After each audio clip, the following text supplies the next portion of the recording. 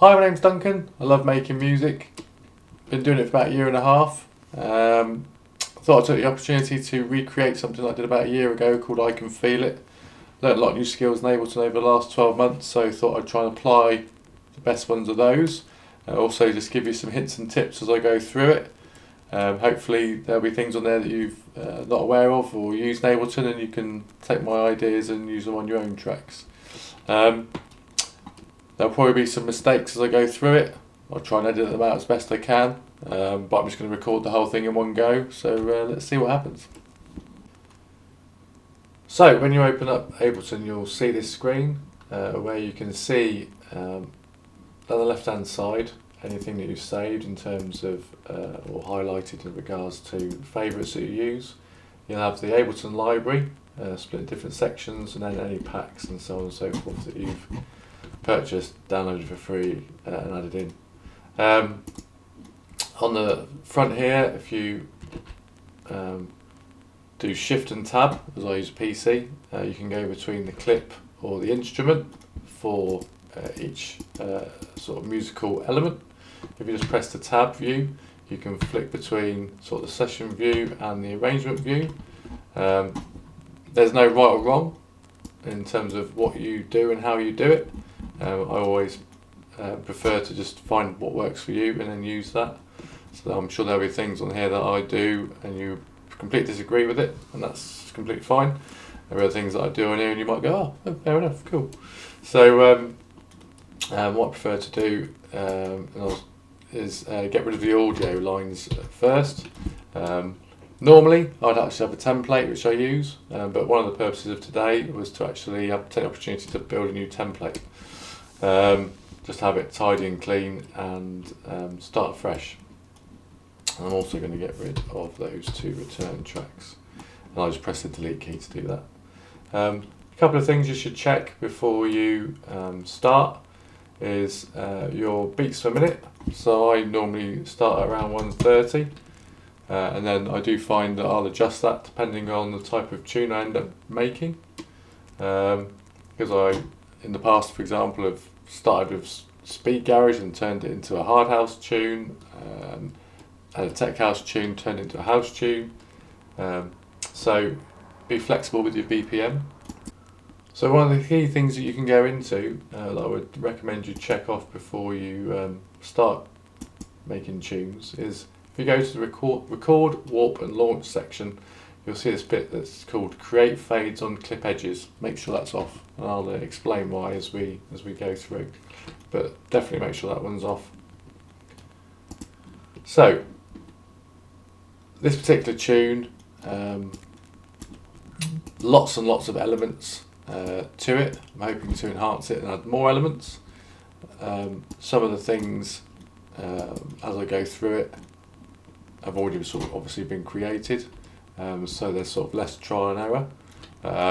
However, as I go through each section, I'll explain sort of how I built the tune and what sort of came first and second and third. Oh, by the way, this is my first ever video doing this, so be gentle. So before we start out, what we're going to do is kind of sort out the sections of our song, our tune. So I know, for example, that in the 49th, so after 3 lots of 16 bars, I will be looking for my drop. So I'm going to add an indicator there. So that's my drop.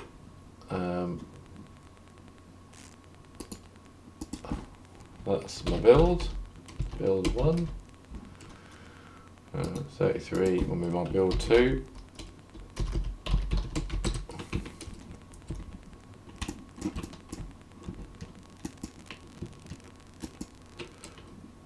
And my vocal, what I'm going to do is I'm going to start it at 33. So let's drag that in.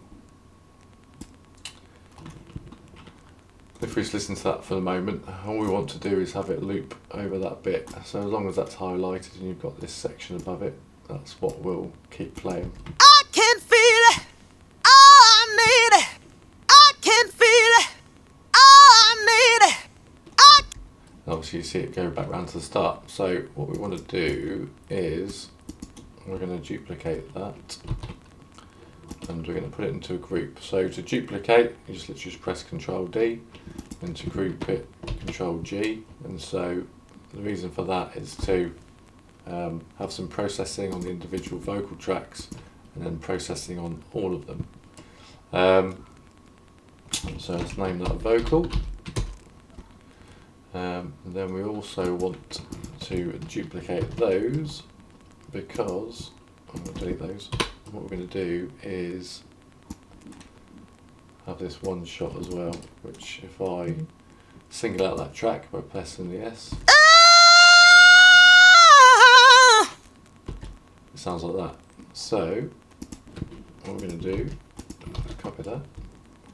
And the key thing is that this isn't going to be perfect at the start. We'll go back and forth, might change a few things, but we're just going to, at the moment, we're just sort of getting the basic structure.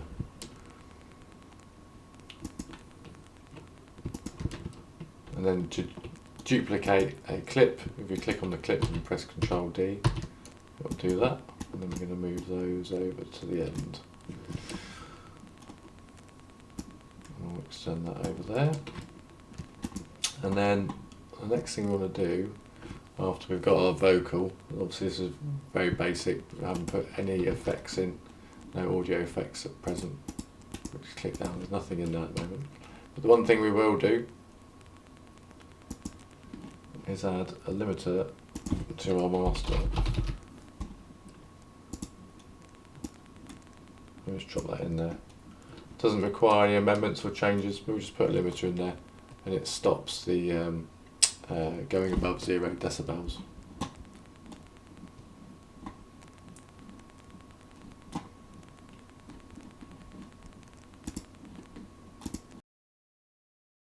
So one of the things that I didn't know straight away is the importance of mixing in key, and that's not about when you're DJing and mixing two different types of music together. Obviously certain keys go together, some don't. I personally rather go along with what it sounds like in my head when I'm mixing one tune to the other. But when you're creating an individual track, it's important that all the elements are in the same note and key. So this vocal is B flat minor, and so therefore because of that, when we're building the bass, the kick and everything else, it's important that we get that in the right key as well. And so when we're building it, I'm not a ninja in regards to how that works. So I literally use Google and it tells me how many sort of semitones up or down I need to move something to enable me to get everything in the right key.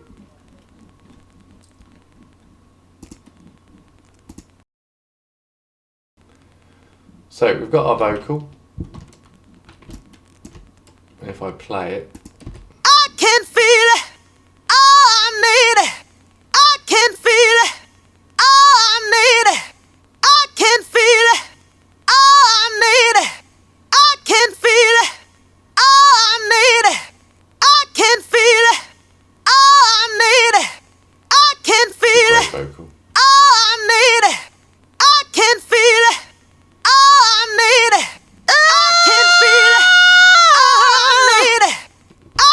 Now the reason why I let it play like that, and I didn't want to say anything first, is that it sounds good as a vocal as it is. However, when we start to build our elements, it's important that we give the track space. So when once we put all the drums in, the effects, maybe the risers, all of the different elements like the lead synths and so on and so forth, they will all be competing for space within the sort of frequency ranges. And so if I play it again here, I click here and press play using my space bar. If you look on the right hand side here, because we're all at 0 decibels, if you'll see that the tracks, see look, it's 11 decibels over. And that's on the main vocal group. So what we do is we take these, expand it out so you can see it easier, and what we'll do, just as a starting point, we'll take these down to about -6. We'll take all those down to -6. We'll click on that to reset it, and we'll start again. That's at 5, so we'll drop the group down to 6.5.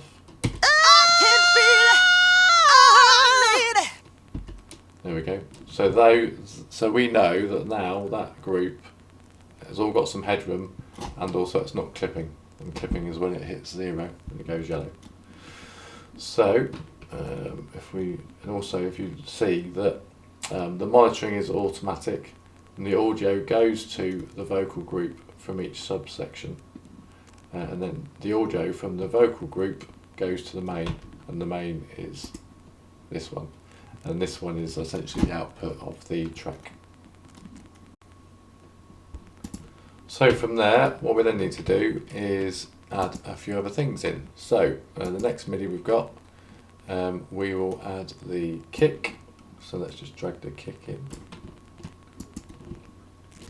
And if I go to the left here and drag it into that one, if we click on the clip and press Shift and Tab, then what it'll do is it'll bring it up below. So with the kick, what you're going to do is you've got the velocity here. You want to leave the velocity as it is. You don't want to reduce it, otherwise some of your kicks will be softer and some will be harder, and that's not what we're looking for from a kick.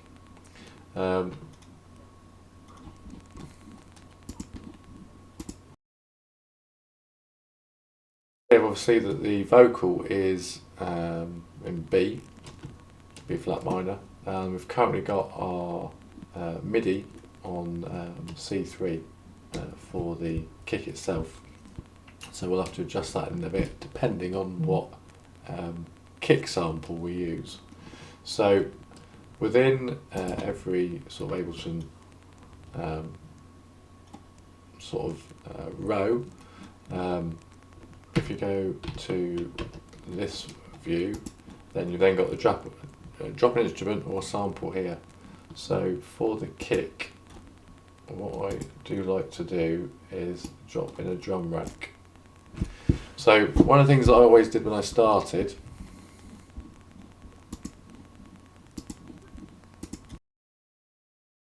I'd always use audio tracks. So if you go to insert audio track, you can get an audio track. Over a period of time, I actually found MIDI tracks to be better. And the reason for that is that it allows you to use audio files, but within a MIDI track, and I find you have a lot more flexibility and a lot more control over what that sound does. So, for example, on this one, the kick that I used originally was... the kick I originally used was this. We'll drop that into C1. So that's the kick, and it's actually a loop. We just need the one kick, so what we'll do is we'll drag that to there. We'll zoom into that so we can see that wave, and it's a nice kick. It takes up about half of a beat, which means you've then got space for your bass to come through, and also just, I like it as a kick. So if we then listen to that, if we single that out,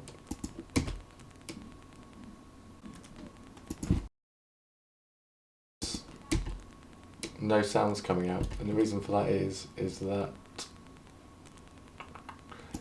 it's a MIDI clip that I've dragged across, but I'm using a drum rack. So when I click into it, you'll see that I've got the note on C3, but the MIDI notes need to be against this line below. So if I copy them and drag them down, it will now play. There you go. So let's click on that, and then you'll now see the C3's disappeared, look. And all of our velocities are the same, which is good. What we're going to do with this kick though is we're going to check the frequency of it to check the note, essentially. So how we do that is with a spectrum. we drop that after it, and we make that spectrum bigger, and then we then let that beat play, and you can see the peak is around there. So if you look to the left, it's 49.6 Hertz.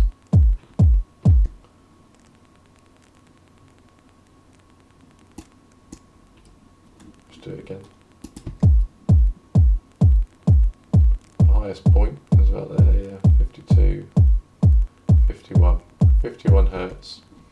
So then if I then go to my Google, okay. So for a B minor chord on the note BO, the notes are BO, frequency approximately 30.8, 36.7 and 41.2. So let's just try B1.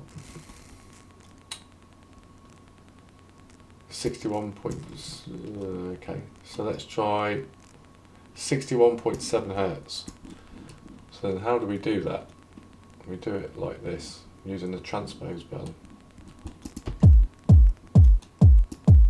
So if I do that extreme, you see how it suddenly shifts up? So if we were looking for 61 Hertz. So we'll play again. That's 50, so let's go up again. 3 semitones. I'll go 4.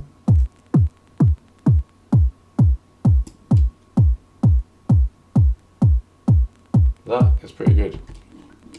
So we've now got a chord built on B1, 61.74 for a B minor. So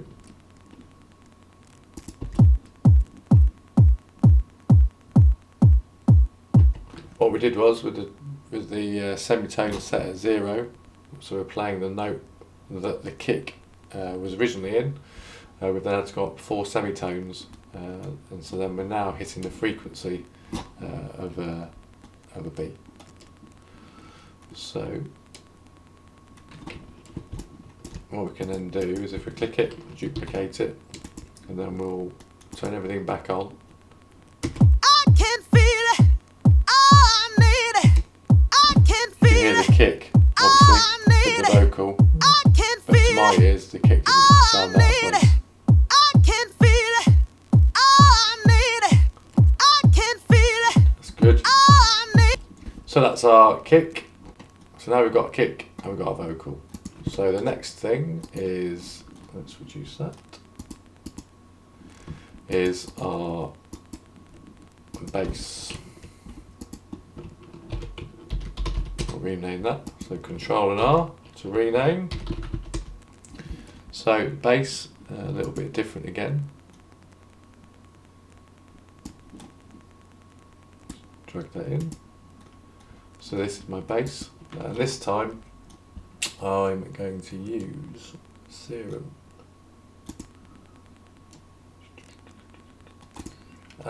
One thing I would always do when you're using Serum or any plugin is use VST3. It means it's for 64-bit, less CPU usage, and I find it wherever you can use it, always use it. The plugin I used for this was Pure Square Bass.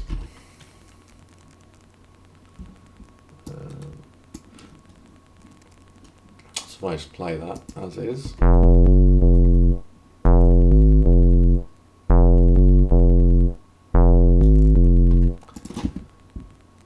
Although that plugin is great from Ableton, I'm going to try and use a Serum this time. So I'm going to duplicate the track, and on the second MIDI track for bass, I'm going to delete that, and I'm going to add Serum in.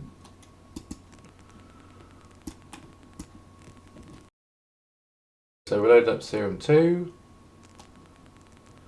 If I was to play the bass as is,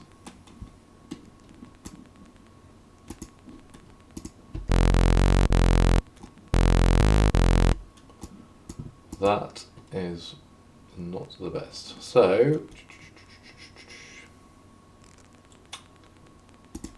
try this one. You may not be able to hear it. It's quite a low bass. You'll probably have that as a low bass and another bass next to it. I like that one. So we'll duplicate it and then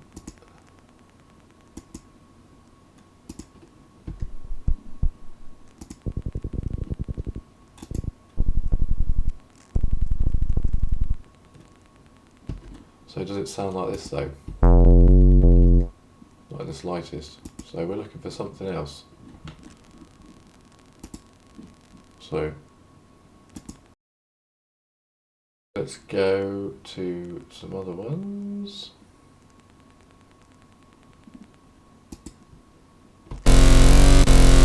Ooh, a bit harsh.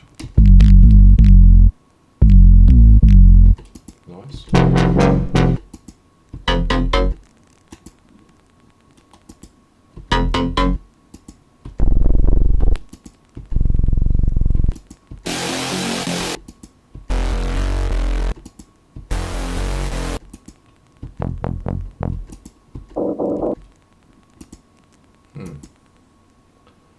Leads.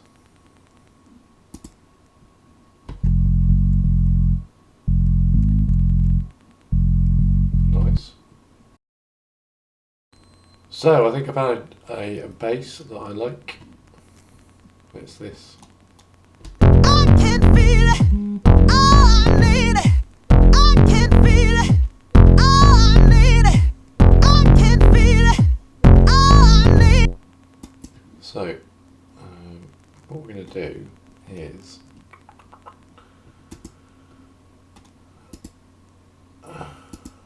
get a chain.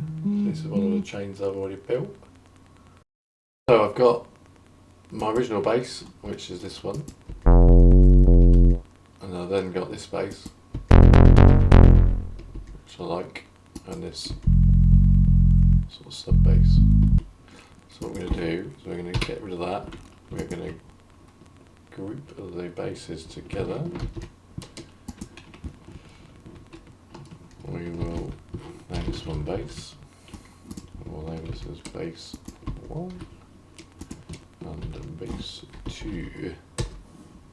Then what I've done is I've already got a chain of plugins that I like to use. So drop that on there. Drop that on there. So the idea of this is when you hear it,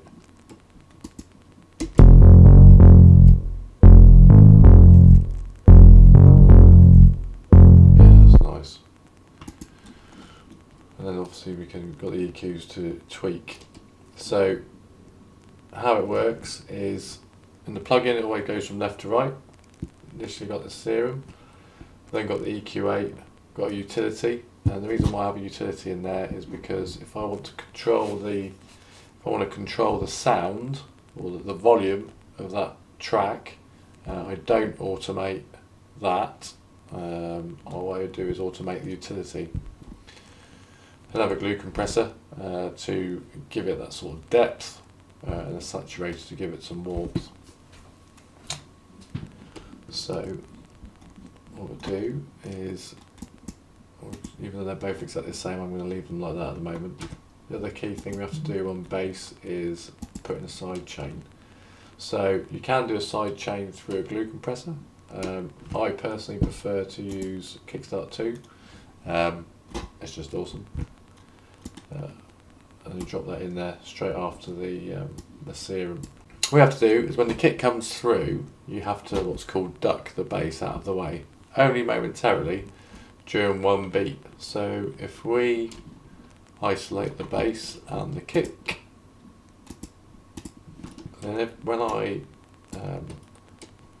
hit play, we click it to input, which will be the kick. The yellow is the kick, and then the white in the second half of the beat, or the quarter beat, is the bass. So if I put it all the way to the right, the bass is kind of muffled and slow.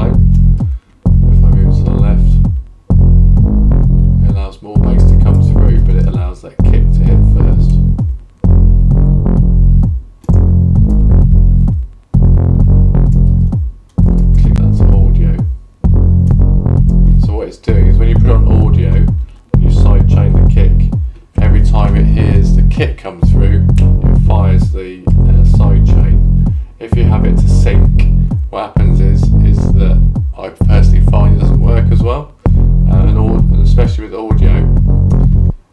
When you have audio playing, what it'll do is that if you end up having sort of multiple kicks in a section as part of a build-up, it will fire still every time it'll work.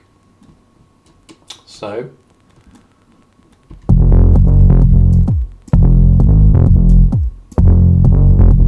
I like how that sounds.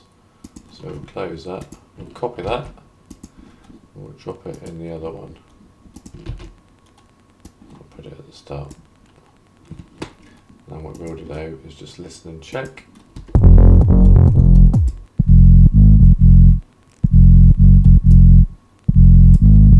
Yeah, nice.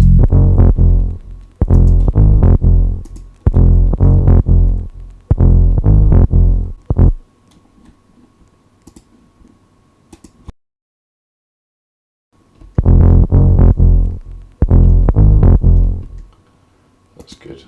And then on the kick, I've also got a chain to drop.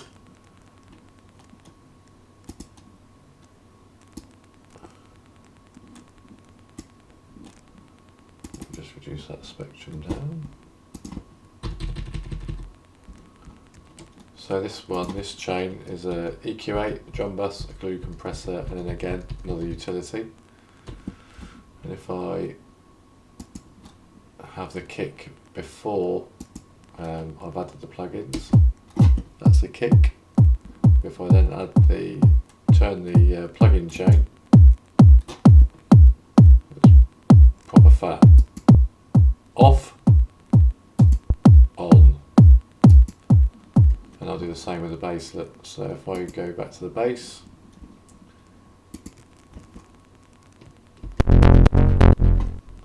that's the bass normally. See how it just feels sort of thicker, deeper. We'll do the same with the other one. So it's there, it's quiet. Now it's nice. Nice. And so now we've got our bass side chain to our kick. So if I then let's play it all. Duplicate this out. I can feel it. I need it. I can feel it. I need it. I can feel it. Nice.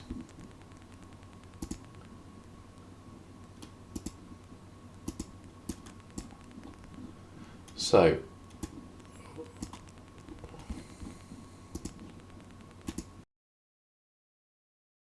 when we're making music is we have to worry about headroom, and we also have to worry about LUFS. So LUFS, essentially the easiest way of describing them is perceived loudness.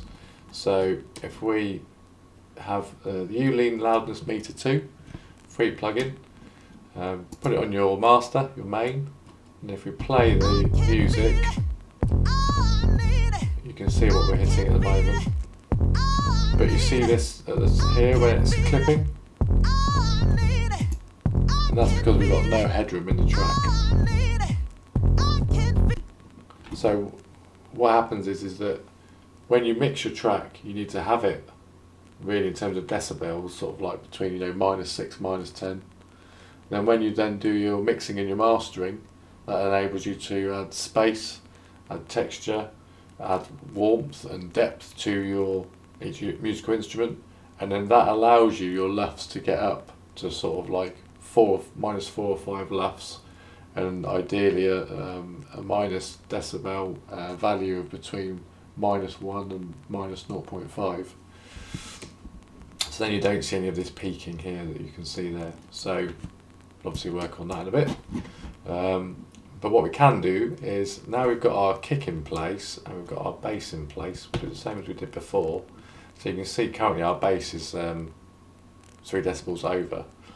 Obviously we sorted our vocals already. And then we'll then go, so we'll take our kick to -5.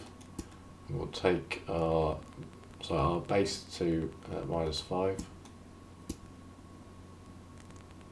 we'll take our kick to -5. Just as a starting point. I can feel it.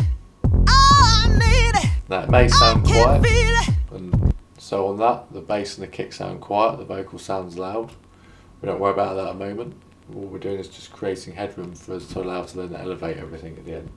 I can feel it. Oh, I need it. I can feel it. Oh, I need it. Cool. So that's that. And then we need to then create the drums. So this was the original clap. So what we do is we'll take that and drag it in.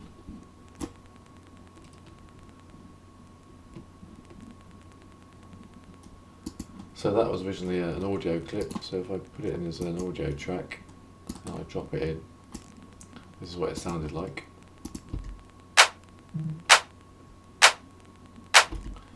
But I find if you actually put it in as a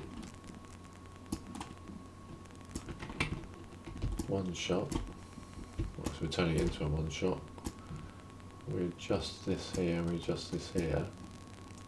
What we can do is then we can adjust the fade and the fade out and lots of other little tricks. We've also got this little control tab here, so we can actually put like essentially it's an EQ8 built in. So if we go back to the sample though, what we'll do is insert a new MIDI track. So we're going to go Control-Shift-M. We'll put the claps there.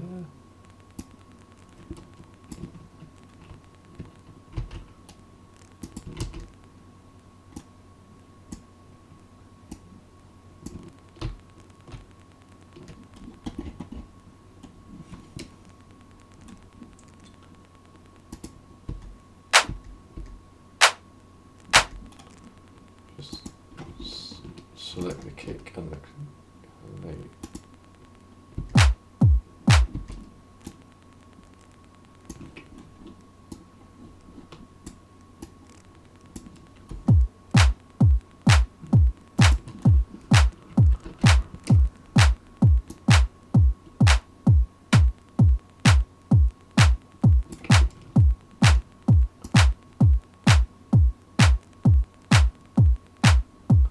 what I'm doing is I'm adjusting the start of the clap. So if the clap's too far away from the start, hear it out of time.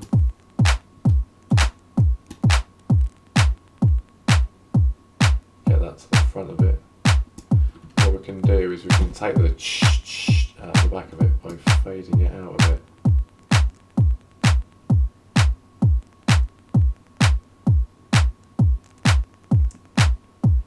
Nice.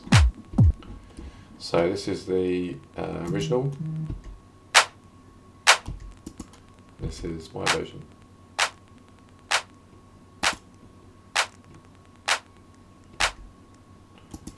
So we'll get rid of that. We'll duplicate the track. So this is a hi-hat.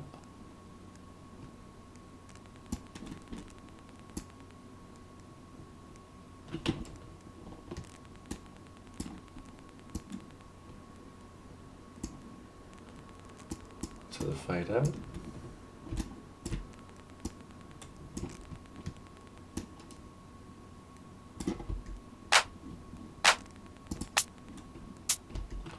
With hats, they go on the offbeat, so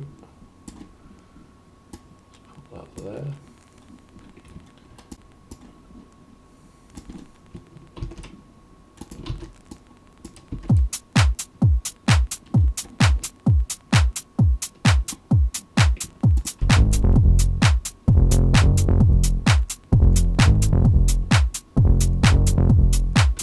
Nice, like that. So let's duplicate that. So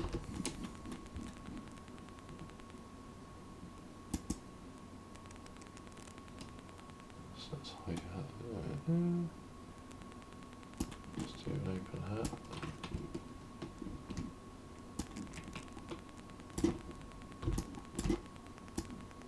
So if we look at this one versus this one, you can see different shape, So the first hi-hat, you know, it sort of builds and then hits. So it's actually past the kick, or sorry, in between the kick, but it's sort of past that area, whereas this hat, sorry, will hit immediately. So if it's this one.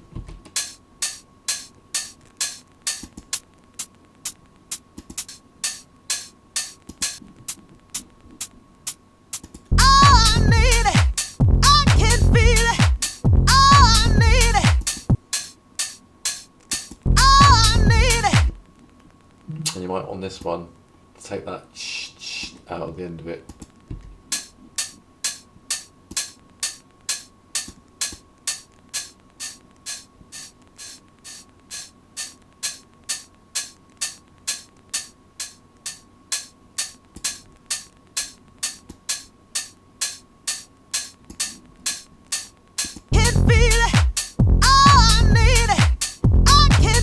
Nice. What we can do though, a little bit of trickery, is reverse it.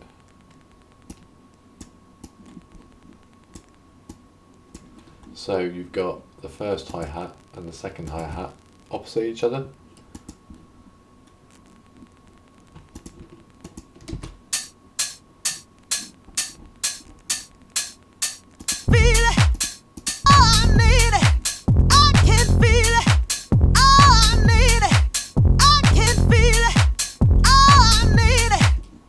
Nice, nice.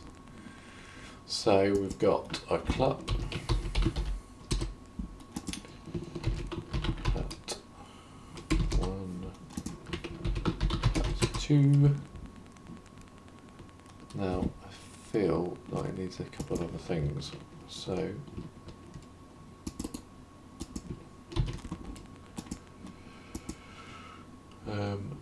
let's do some percussion. So the original percussion I used was this.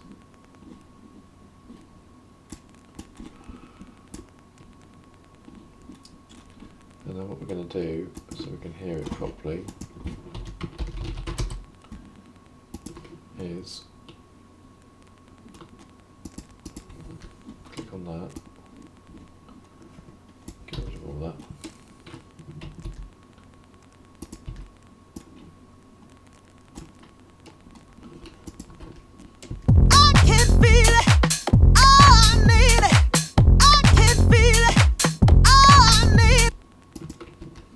So that was the original clip, and it actually sounds quite out of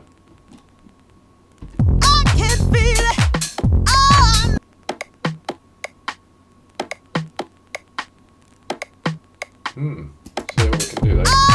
We're going to have a little bit of trickery pokery with this. So what we're going to do with this one is we're going to slice it, and then we're going to focus on a single section.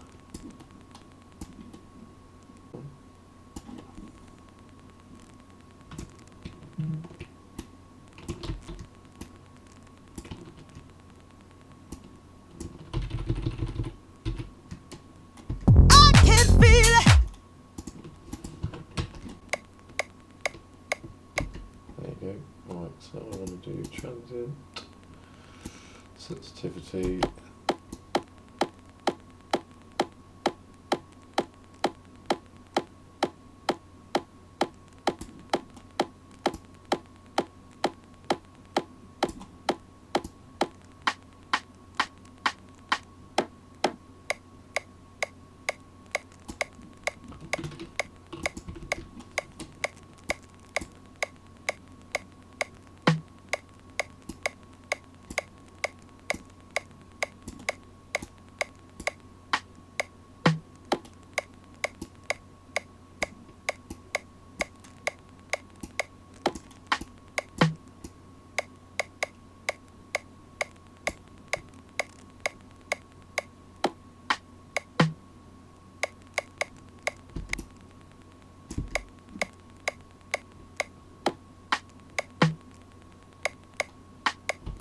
So what I'm doing is I'm trying to create my own percussion with the existing loop.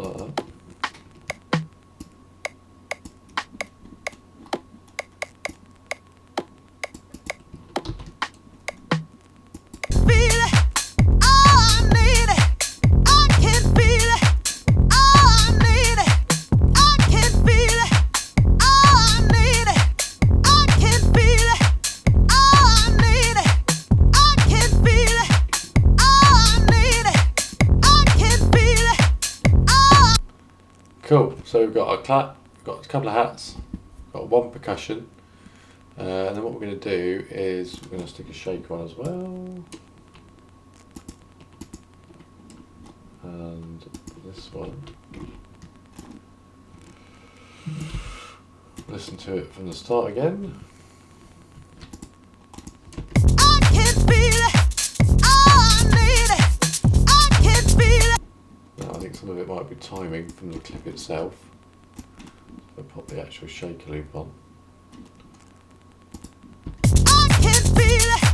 I need it. I can feel it. I need it. I can feel it. I need it. I can feel it. I need it. I can feel it. I need it. You can hear the which is a shaker. You can hear the shaker interfering with the other elements of the track. I can feel it. Because they're out of time. As in this one's out of time. But that's okay, because what we're going to do is we're going to do a similar thing as we did here. So let's change that. Shaker loop slice.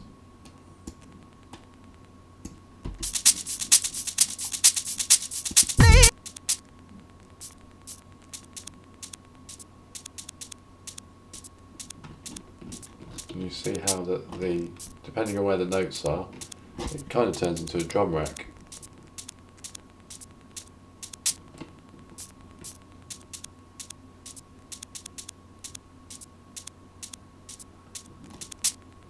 And what I've done is, on this shaker loop, this large sound here only fires when it's on the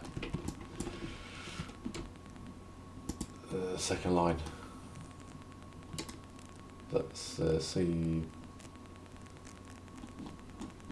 minor.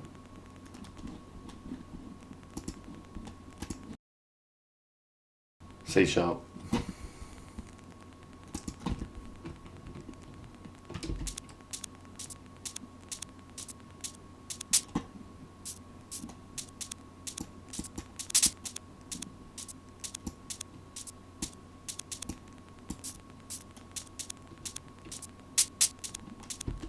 Nice. Right, so that's my shaker. Let's get that one gone.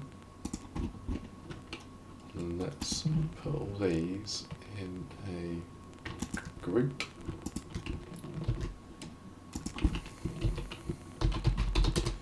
That's my drums. So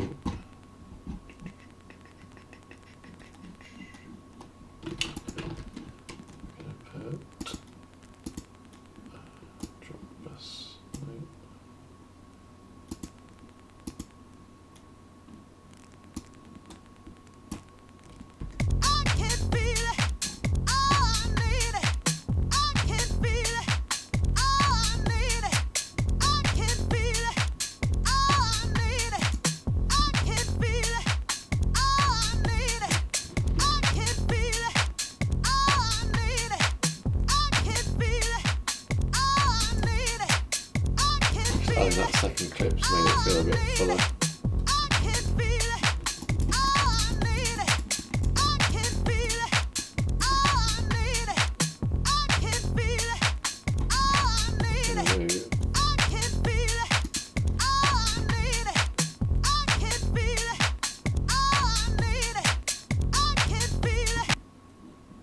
So, those.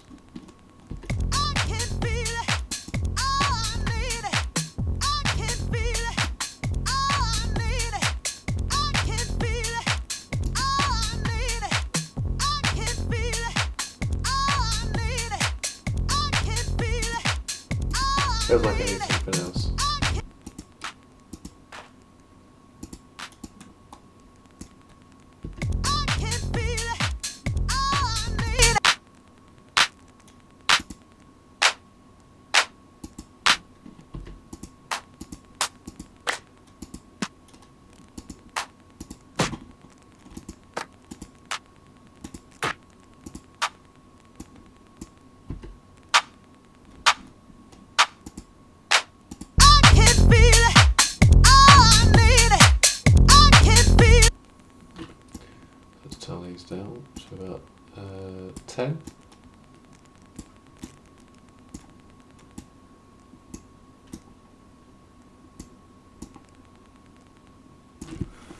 So let's quickly drop, so let's copy all of that. So if I just shorten it up, you can see that I've got a 16 bar loop from 33 to 49, which is kind of my third section. I've got my vocal, I've got my kick, I've got my bass, and I've got my drums. So let's just listen to it, see how it goes. I can feel it. Oh, I need it. I can feel it. Oh, I need it. I can feel it. Oh, I need it. I can feel it. Oh, I need it. When the original tune that I made, I think it's like 126 BPM. This is 130, and to me it actually feels a bit slow.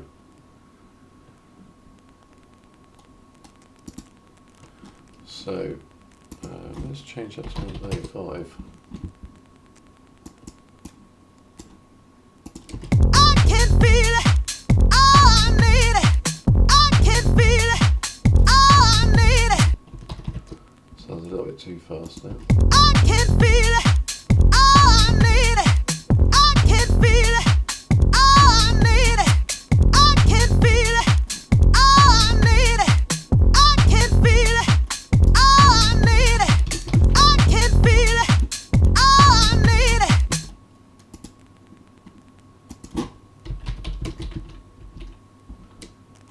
I'm going to put a full parallel on the drum rack. I can feel it. Oh, I need it. I can feel it. Oh, I need it. I can feel it. Oh, I need it. I can feel it. Oh, I need it. I can feel it. Oh, I need it. I can feel it. Oh, I need it. I can feel it. Oh, I need it. I can feel it. Oh, I need it. I can feel it. It's coming along. It's coming along.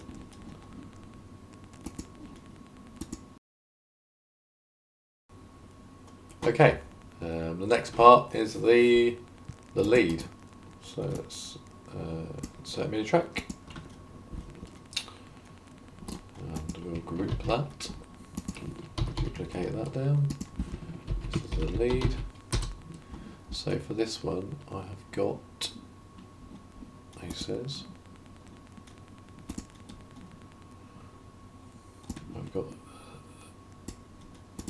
I've got a tease, and I've then got my main lead and my second lead.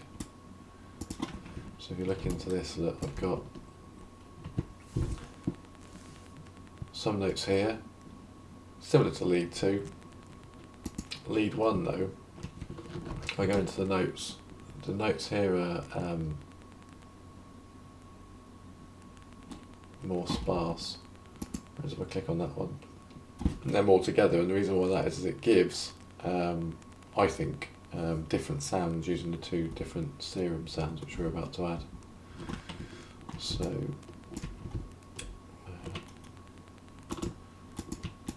put those there, put that there.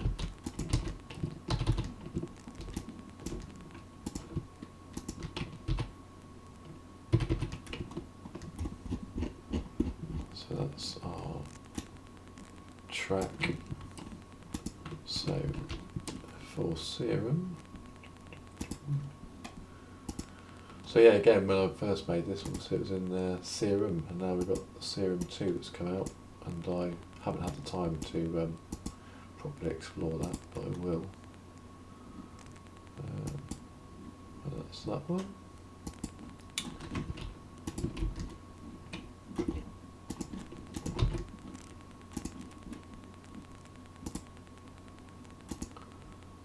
Check that is the right one.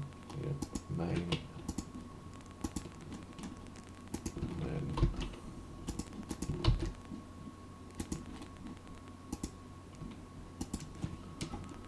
so I can feel it. Oh, I need it. I can feel it. Oh, I need it. I can feel it. Oh, I need it.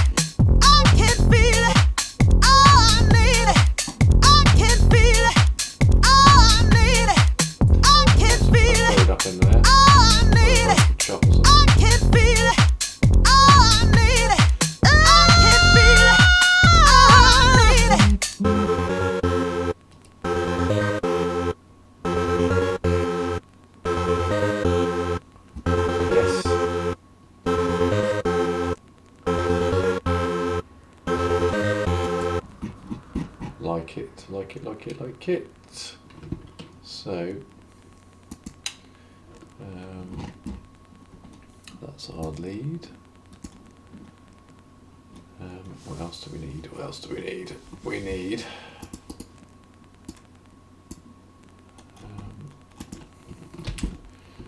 builds.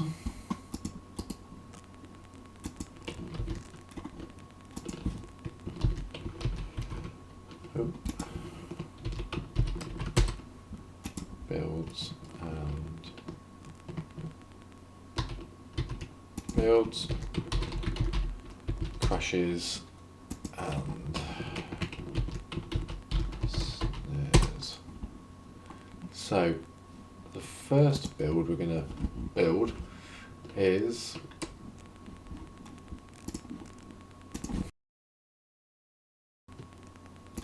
a vocal build. So what we're going to do is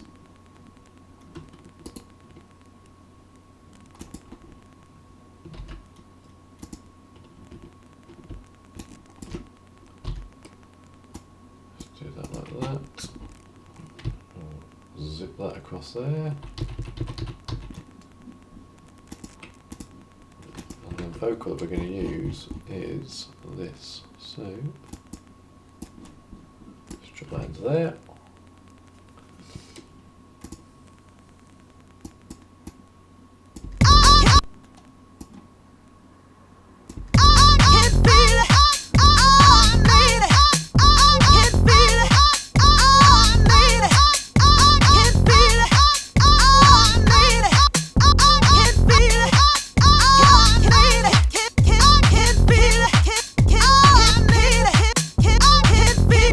I'm trying to find a bit of the vocal that I like that I then want to use as part of a vocal build, like a vocal chop.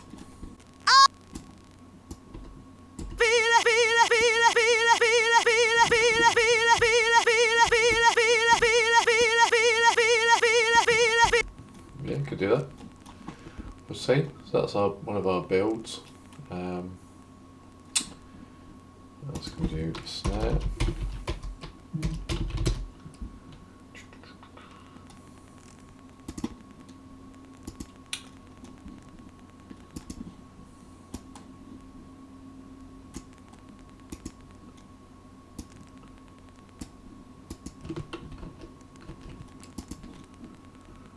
Let's get a snare and drop that in.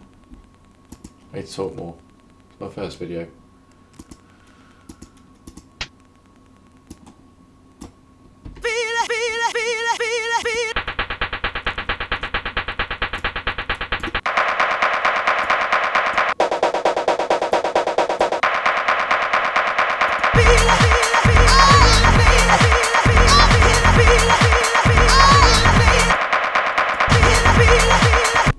Quite like that. Let's get some crashes in there, shall we?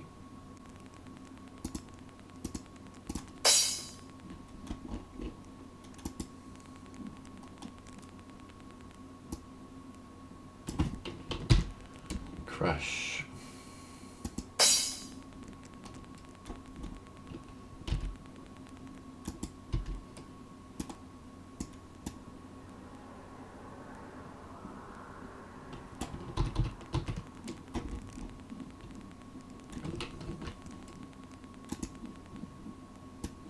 Start with that one.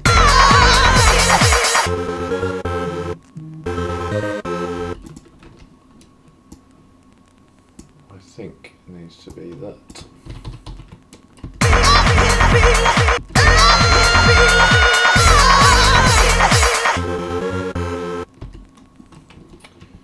And then we also just need some risers.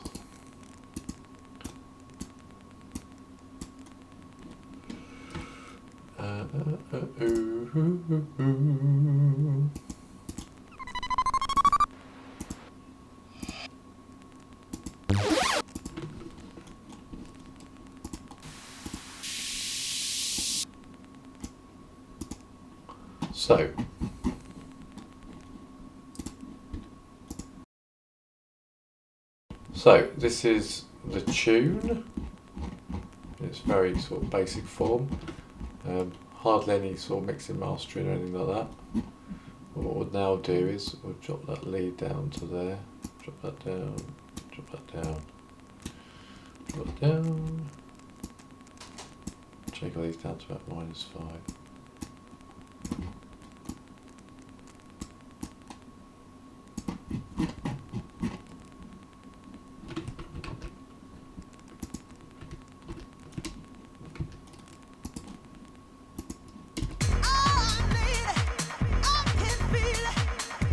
Good, those are over 12 laps. There's a lot of clipping there as well. There we go, vocals clipping. Right, so we'll obviously enhance all this. So, first thing we want to do is use an EQ8. So, EQ8, if you've got your spectrum of sounds from, I think it's like, if we just add it to the master, open that up, so you can see you've got sort of between sort of this section like 100 and down, you've got your bass. From 100 to 1000 you've got your mids, then from 1000 to 10,000 you've got your highs. So utopia is that all of that spectrum is busy. So you can see here at the moment our bass is a lot higher than our mid and especially our highs. So if you look at that, our bass is a lot higher than our mids and our highs. So what we can do is we can start sort of EQing this to bring out the sounds we want to hear. So get an EQ8, and I'm sure there'll be people that will be like, oh, you can't do that, but I like to do this. So just ever so slightly increase it.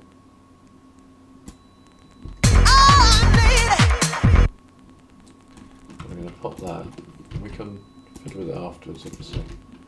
We'll just pop that on all the vocals. Especially with a female vocal, you can definitely cut out the lows below 100 Hz. As a male vocal, slightly deeper. Obviously you have to be careful of muddling your mix with your bass and your kick and anything else that's low, but for this we can take that initial approach. We've already done it with our kick, and for our bass we've already done that as well. Let's just turn them on. For our claps, again, we can drop these in.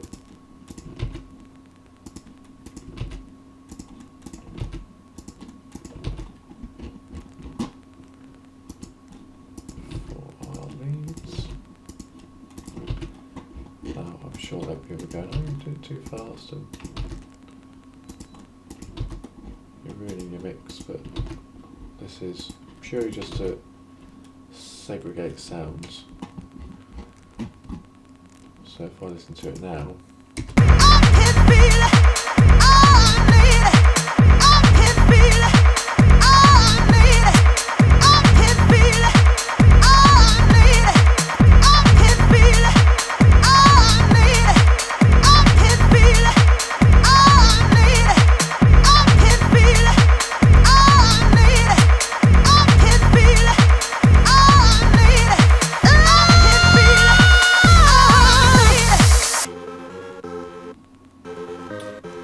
it does sound very quiet. Do a couple of little tricks. We're going to add some return tracks. So the first return track is going to be a delay.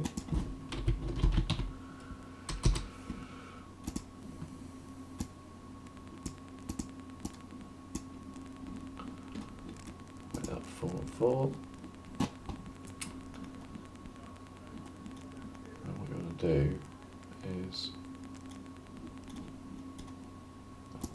do a second one, which will be our reverb.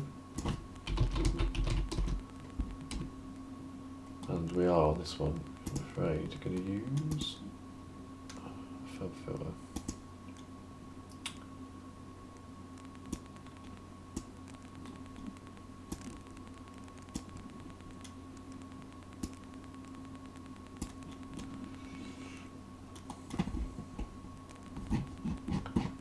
Third one is going to be for our vocal, where what we do is a Pro Q3.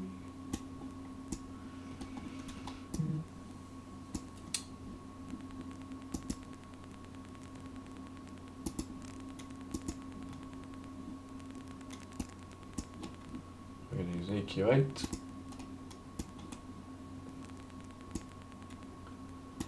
Because we don't want any of those lows.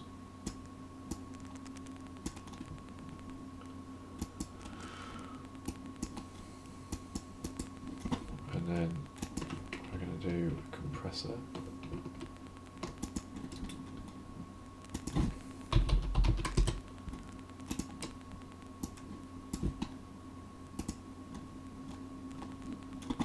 And we're going to do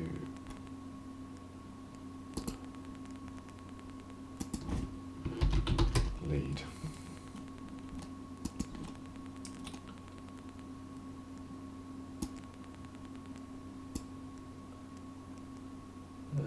Normally I use a glue compressor.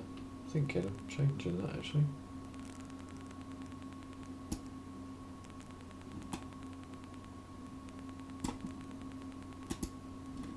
Yeah. Use that for this one. Right, so then you've got returns. So there's a bit of magic which I discovered. So on here, depending on how many return channels you have, we've got A through A, so we've got 5. You've then got these send knobs. So what I like to do is send a group to a particular effect. So what we're going to do is our vocal we're going to send to C, which will be A, B, C, D, E. So we're going to fire all of it to that.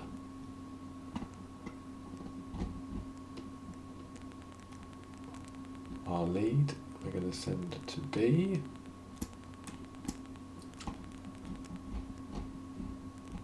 And that'll do initially. I can feel it. Oh, I need it. I can feel it. And now you'll hear the before and after in that the two that I've sent through the return tracks sound a lot more prominent in the mix and also a lot fuller in the mix. So when we get to the, if I isolate the lead, take the compressor off,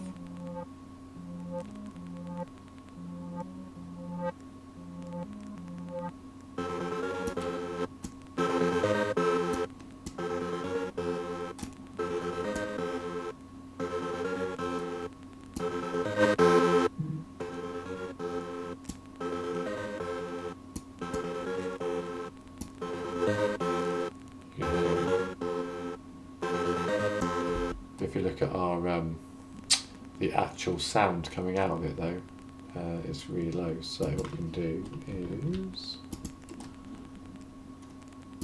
isolate that track.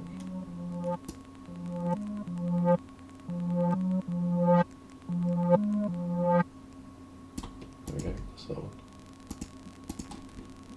And one of the goals, and you can do it when you're mastering mixing, it's entirely up to you, but one of the goals is to make sure that you never get a red.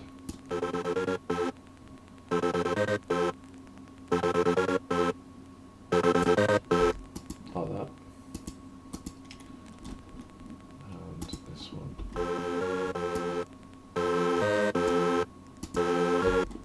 On the lead, what we're going to do is we've got an EQ8 on every single bit. But on the lead, we're going to use a glue compressor. We need a saturator.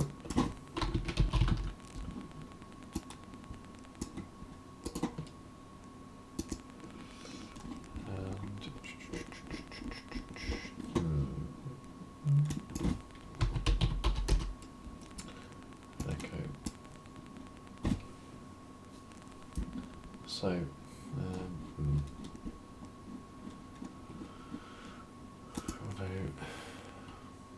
threshold minus 15 ratio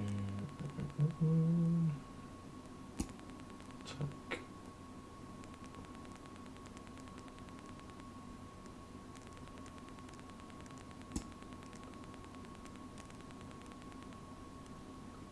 Release.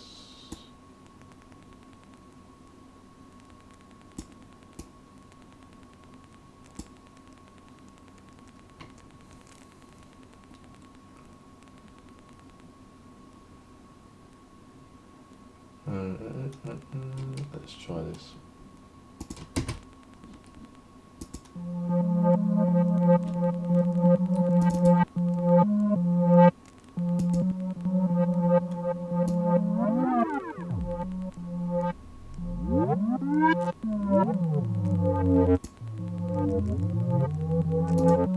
I don't know if I like that at all.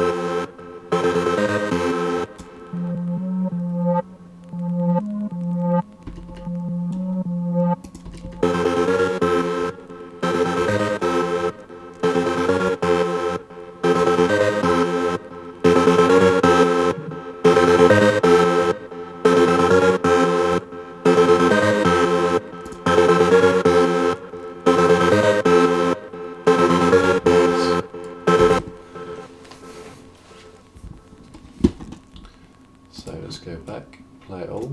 I can feel it. I need it.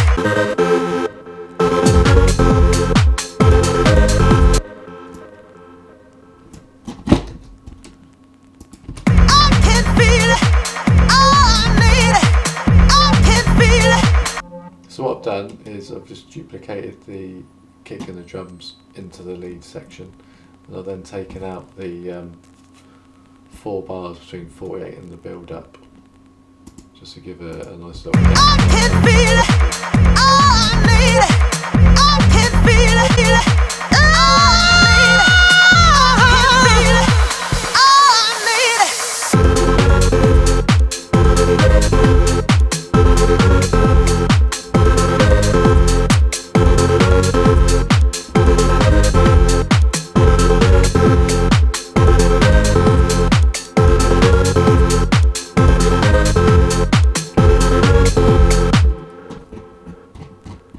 Good. It's missing something though. It is missing a few things, obviously.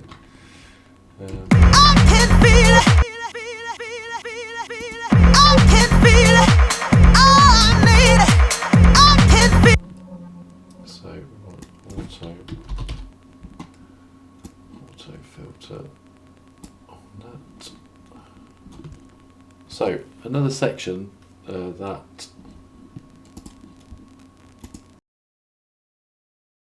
screen that exists behind what you see on here is automation. So if you press A, so you get all these lines. So this is kind of hidden behind the main sort of screen of what you see. If you imagine as it's like an overlay, and this sits behind it. What it allows you to do is to select certain elements and then automate them. So one of the things that we're going to automate is our builds. So I've put an auto filter on this first section, and then I'm going to choose frequency. So what we can then do is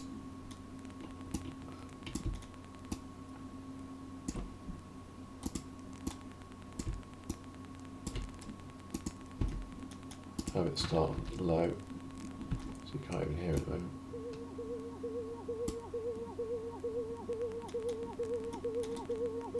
Then you can see here that is automated now.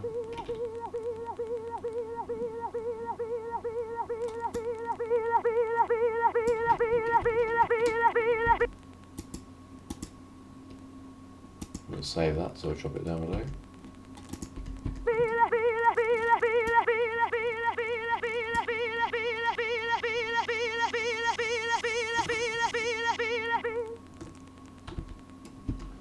What we're going to do is we're going to add some auto pan.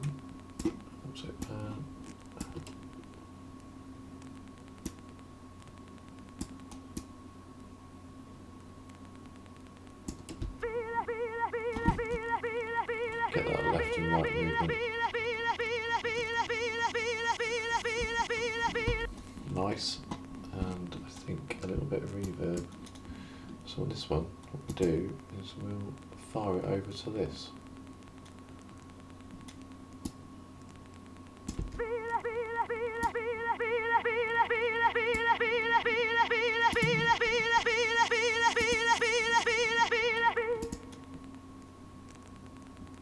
I want a medium room. Let's have a large room.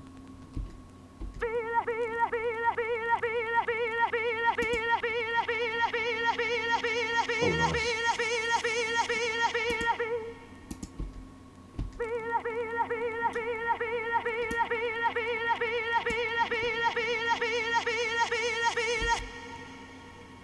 Oh, that's nice. And then we'll do similar with the snare, so auto filter. Jump back into our automation.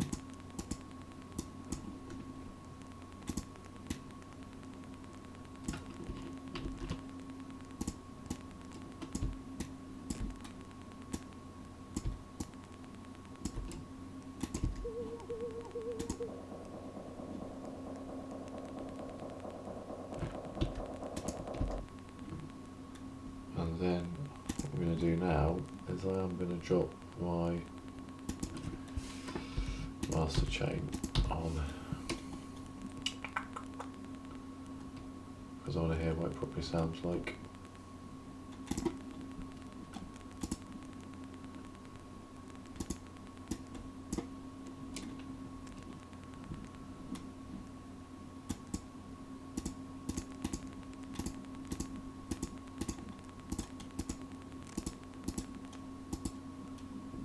So let's give this a go.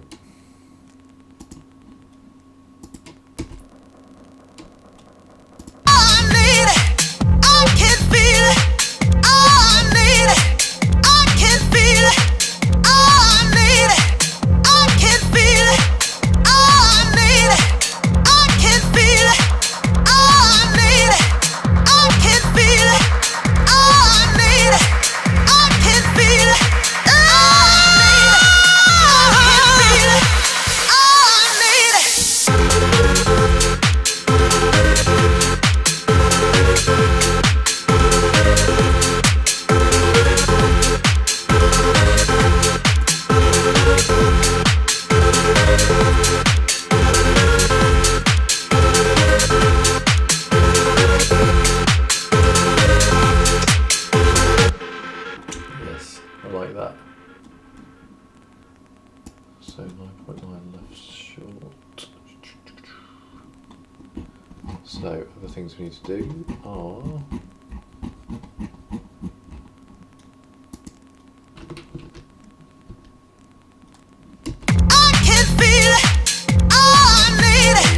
I'm just going to check our levels on each section. I can feel it. Oh, I need it. I can feel it.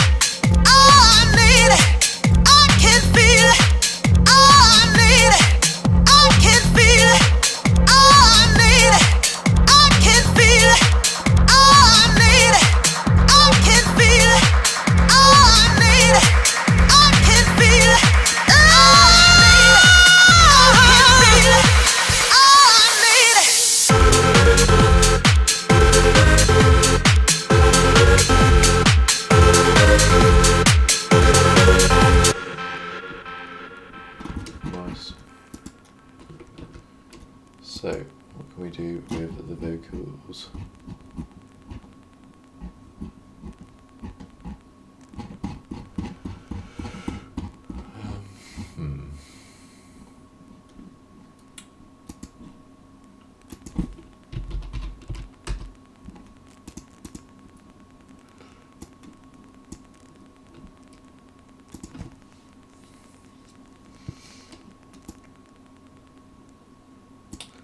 -20, make up at 4, ratio 4:1, release, attack 10.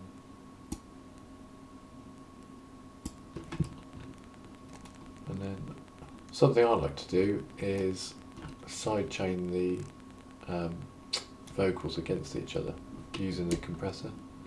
So this is the first one. I can feel it. I need it. I can feel it. I need it. I can feel it. I need it. I can feel it. I need it. I can feel it. I need it. I can feel it. I need it. I can feel it. I need it. I can feel it. Nice. One thing though, I see on this one that the on the EQ8, it's I can feel it. I need it.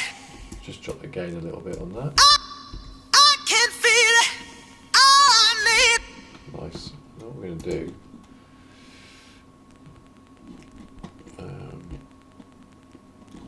there's a saturator to that. Actually, no, we're not going to add a saturator.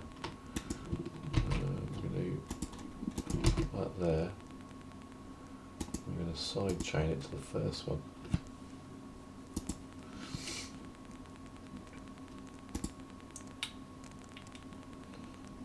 I can feel it. I need it. I can feel it. I need it. Sounds a lot more thicker, richer. I can feel it. I need it. I can feel it. Obviously, all of this is going through the vocal return. But what we can also do is another little trick. So on here, if I select the vocal and the Pro Q3, if I play that, I can feel it. I need it. if we make the vocal the input on the side chain, and then we make sure that the side chain is selected here, we can do an EQ match. I can feel it. I need it. I can feel it. I need it. I can feel it. And then what it does is it allows us to duck. So the EQ, so the Pro Q3 equalizer will allow us to duck every time the volume, so that the vocal hits. And what it does is it just cuts everything out and it lets the vocal come through. So we'll put 12 on there. We'll take those off. We'll select everything else. Make them 0. Make that -2. And activate the side chain. So then now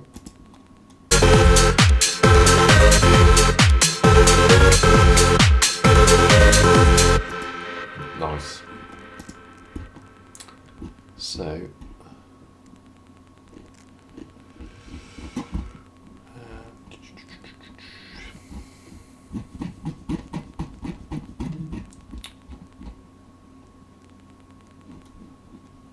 drums, drum bass, cut that, put it here. I can feel it. I need it. I can feel it.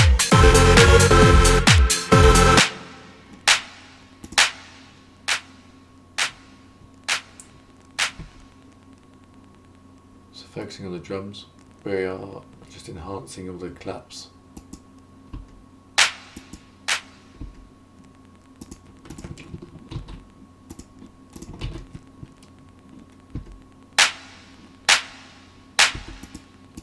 Nice.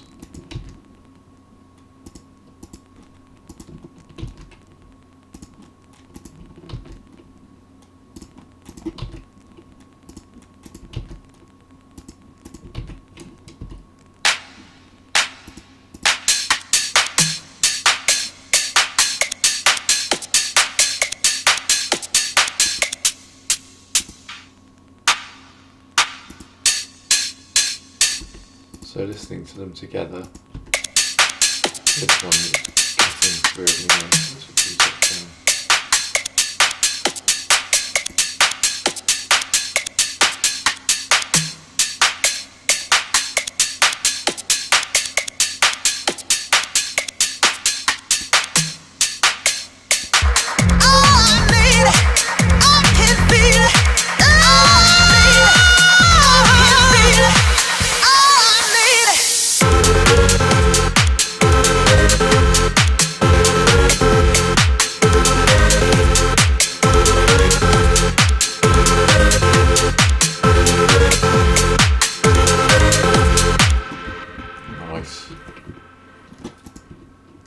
So now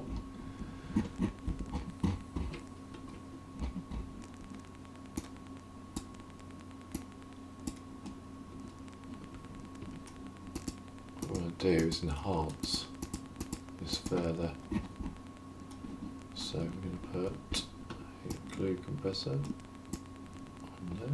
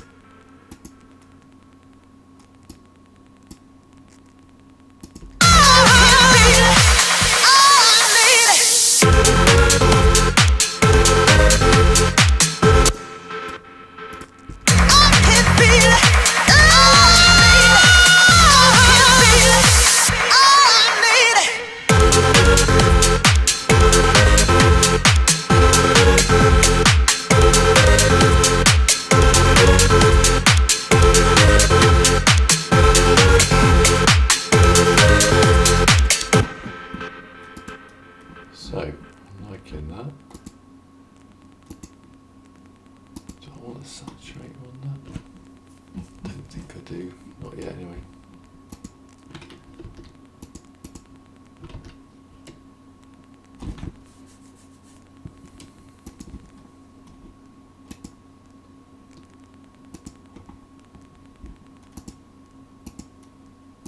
And then we're going to do the same again on this. So I'm just going to copy that to there. And then copy that one to that.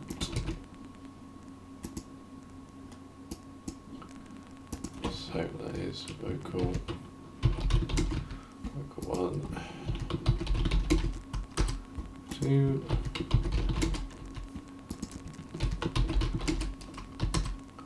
Vocal 4.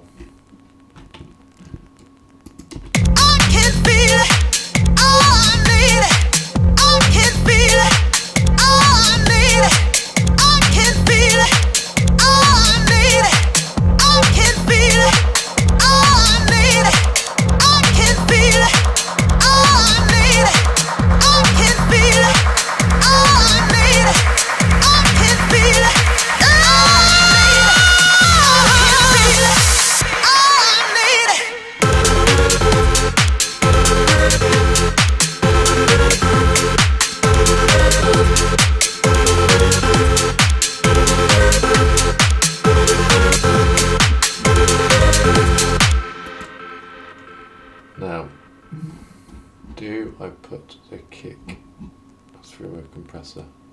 It already is going through one, but I'm wondering if it will. I can feel it. Oh, I need it.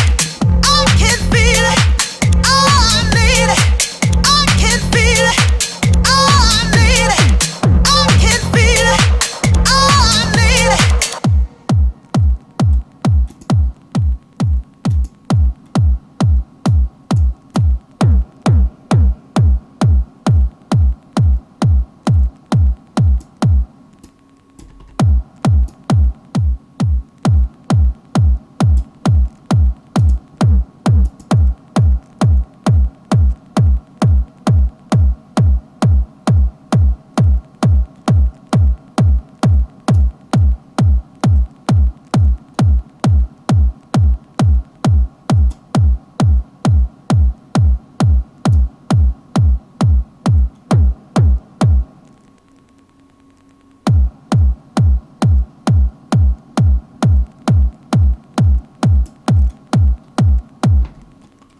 Nice.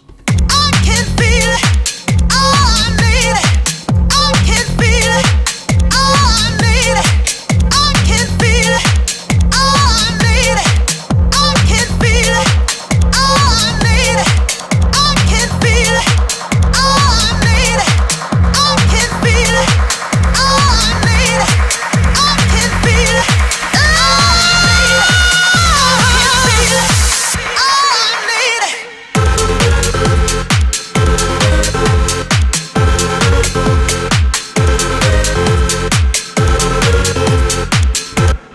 Nice. So,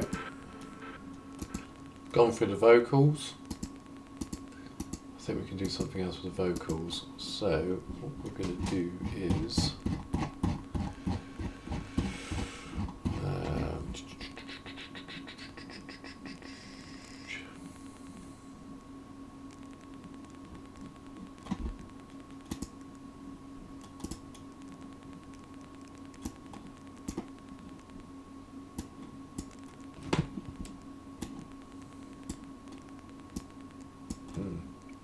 what we're going to do is we'll enhance it with a bit of hall.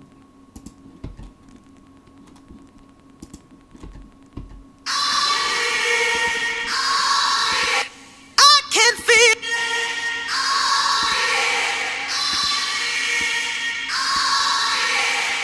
Can feel it. Oh, I need it. I can feel it. Oh, I need it. Can feel it. Oh, I need it. I can feel it. Oh, I need it. I can feel it. Oh, I need it. I can feel it. Oh, I need it. I can feel it. Oh, I need it.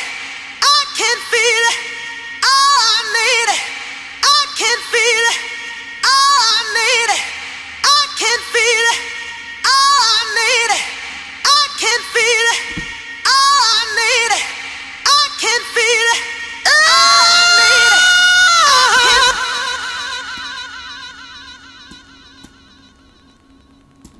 I can feel it.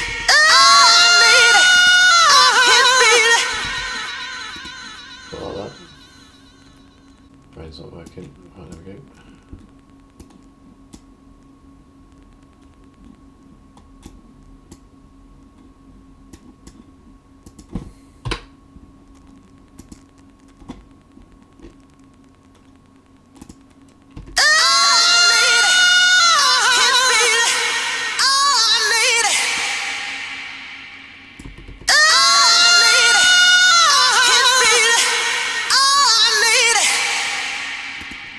Nice.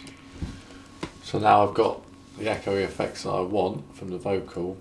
Because it's a dry vocal, I can get it my way instead of mucking around with the wet. I can feel it. Oh, I need it. I can feel it. Oh, I need it.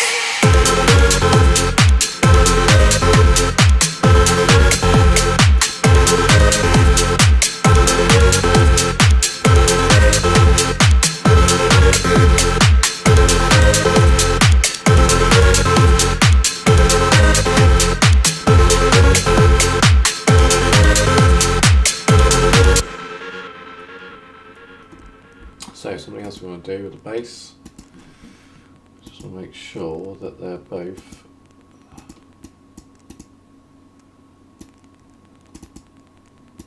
direct.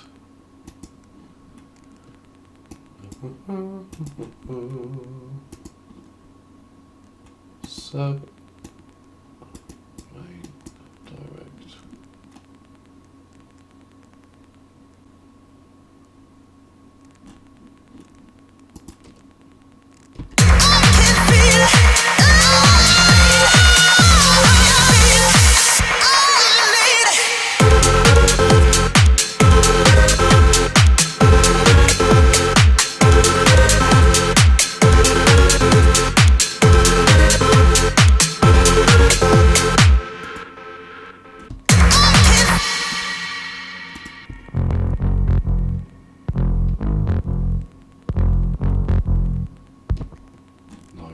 And also, key thing to do with your bass is make it mono. So if I can spell utility.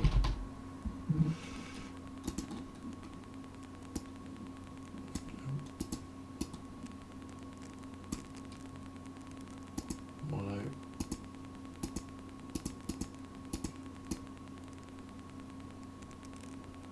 Bass mono, about 200.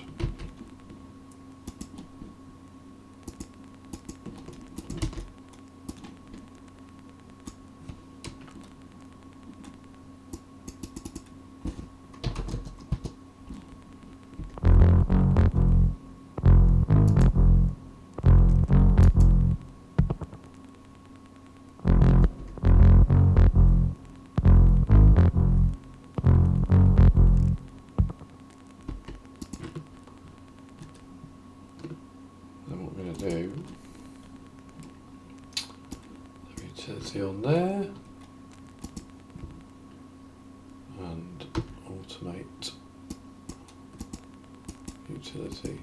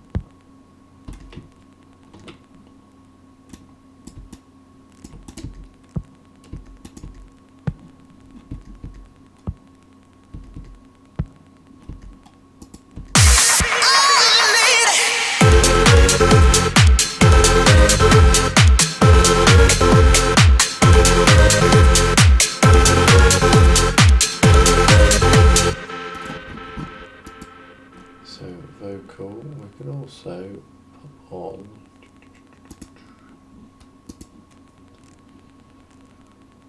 well, I do have a habit of jumping around, but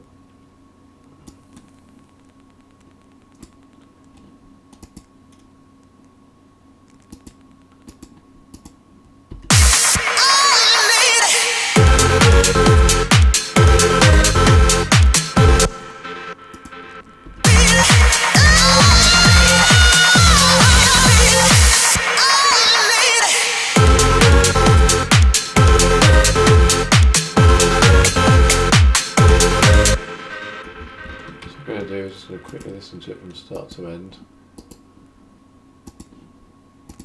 I'm just going to check the gain on each one.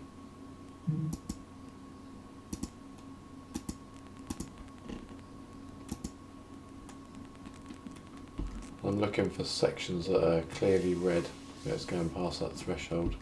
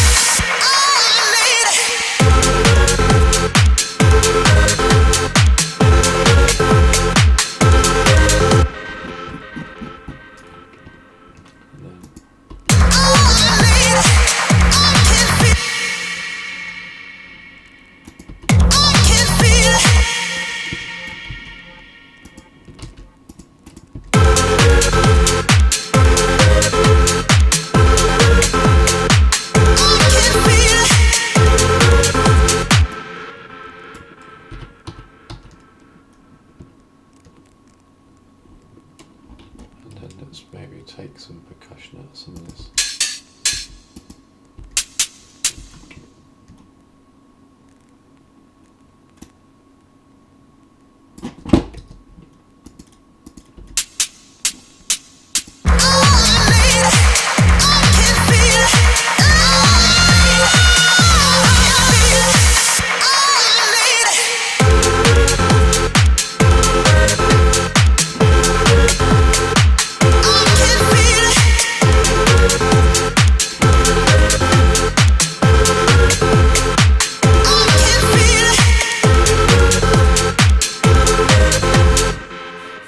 Something else. Let's insert an audio track and let's cheat a second.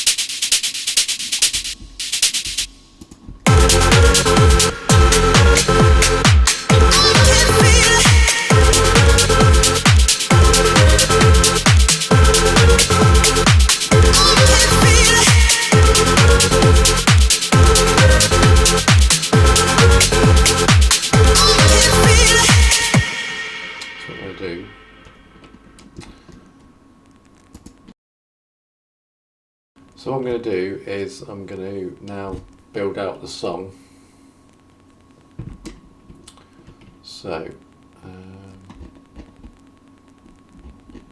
what we can do, I'll show you the easiest way of doing it, is click on the H down there, so it sort of shrinks everything as best it can. And then we're going to select do 4 bars. Scroll down.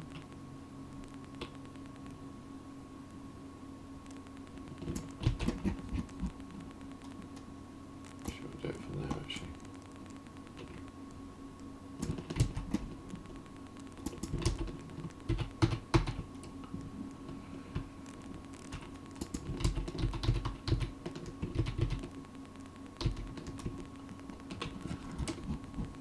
So we're just going to keep copying that out until about there. Certainly 5 minutes.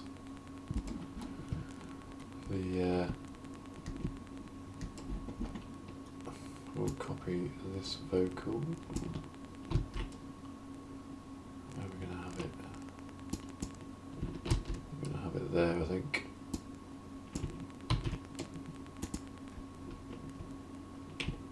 We're going to have our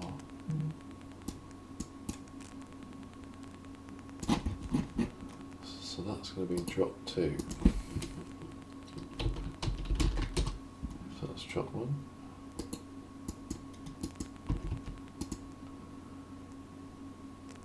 This is going to be cool down, and this is going to be build. It's going to be a longer build this time.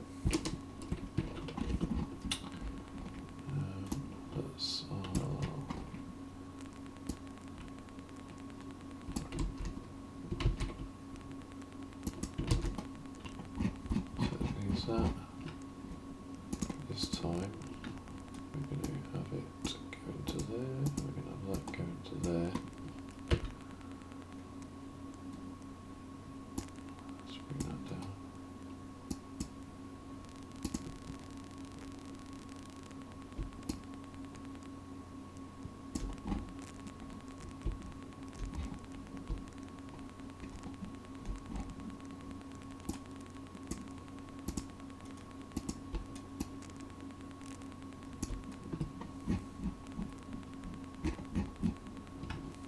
Then we're going to have a different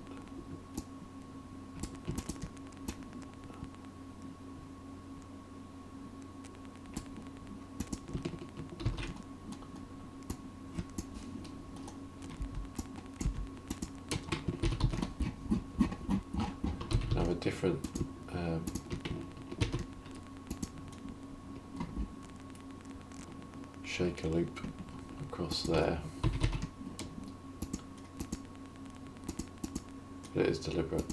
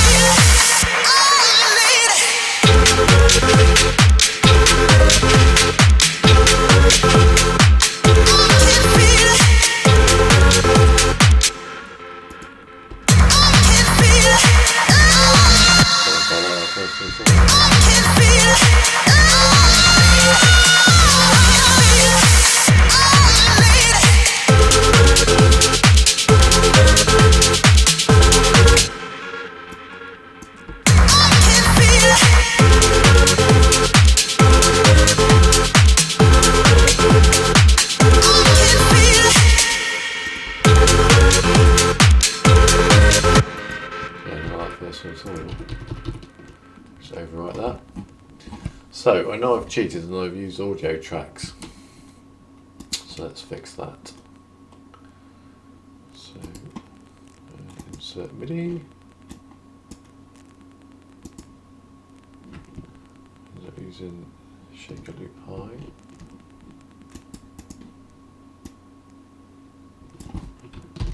Shift them. Draw that in there.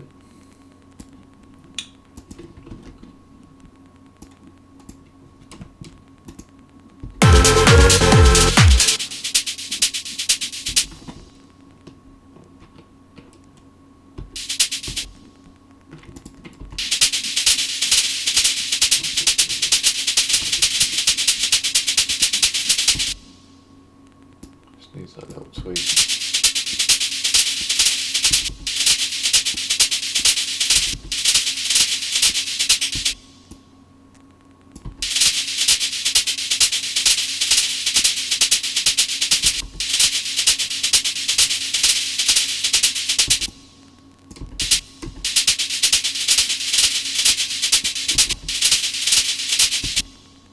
Just sorting out the timing.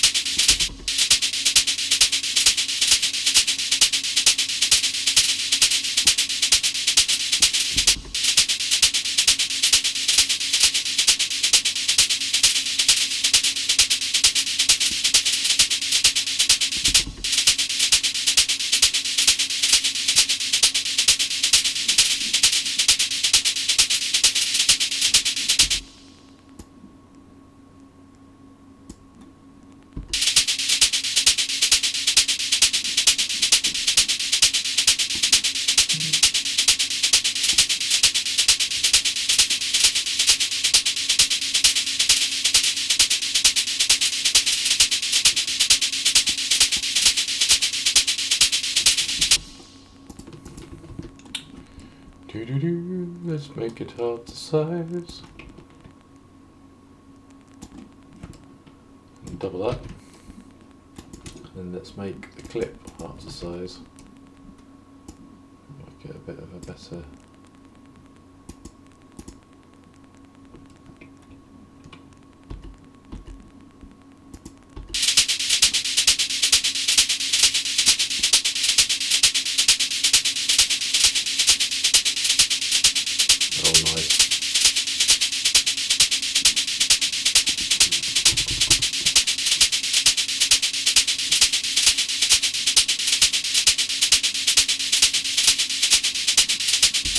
Nice. Right, get rid of those. Plunk those. Oh. Now we're going to go for a bigger build this time as well. So did a half beat on that. Well, like 1 beat, sorry, but we're going to go for 2 full beats on this one. 48.49.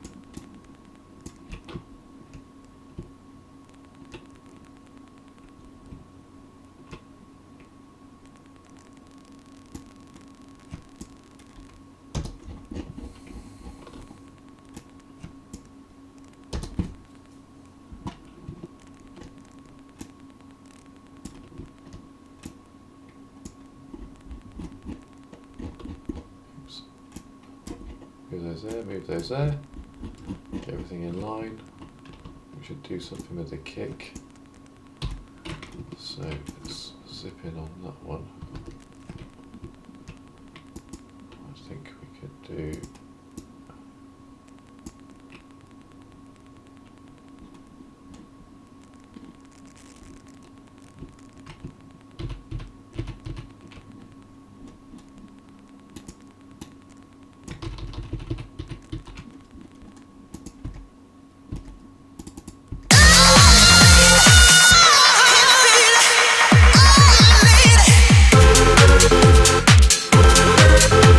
I think it's pretty good.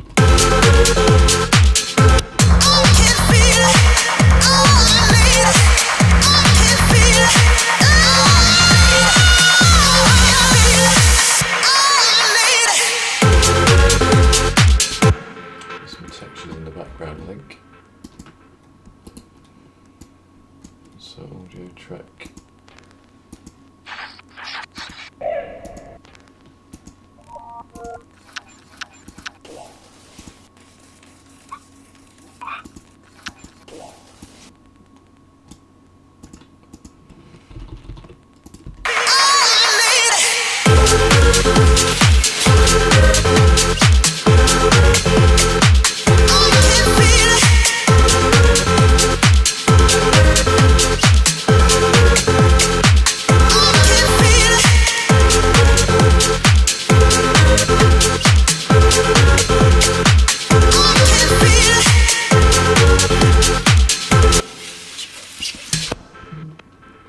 So I like that bit.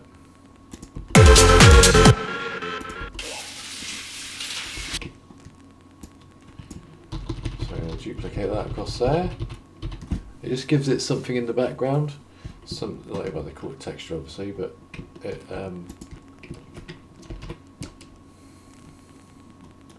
just gives it something different.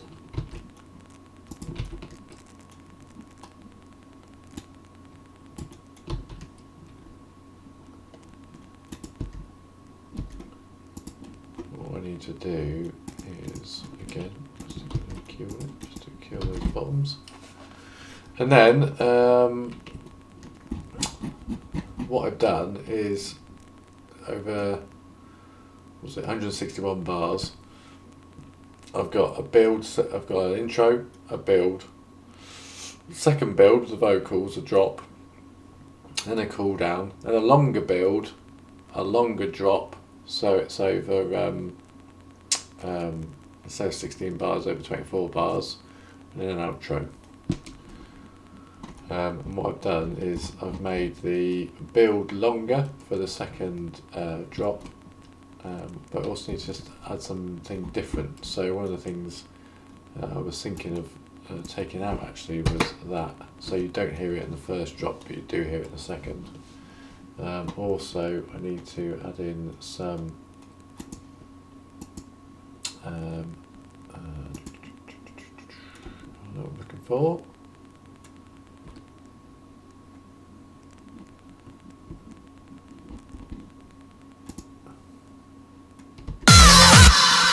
Like a second riser.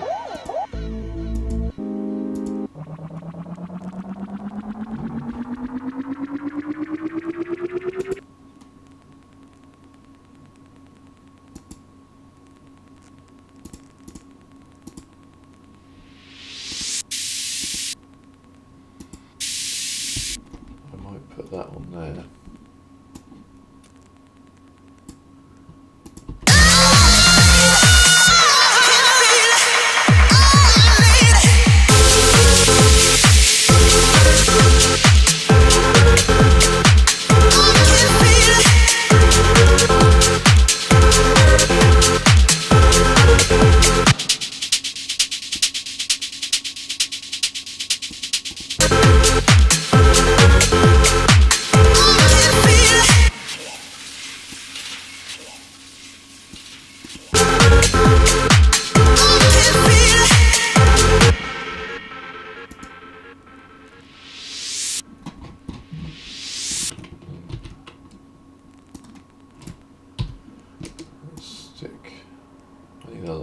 I want a long riser.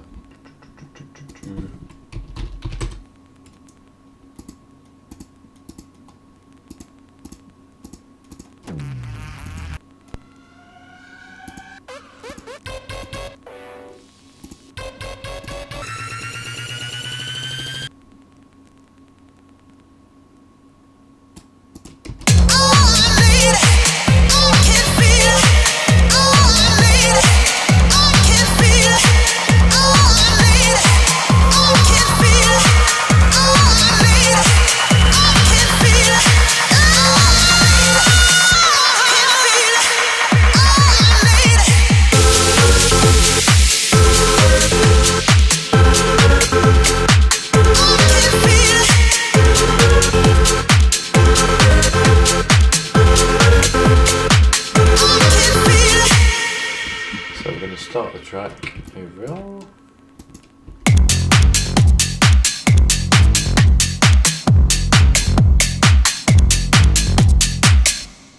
So let's take out, let's make it 2 bars.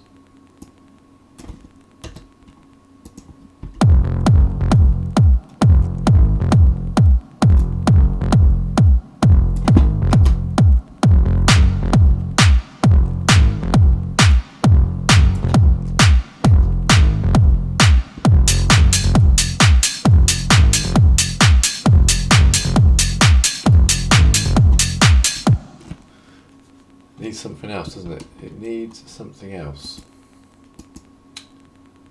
So let's duplicate that hat. It needs like a rim shot or something like that. Yep, shush.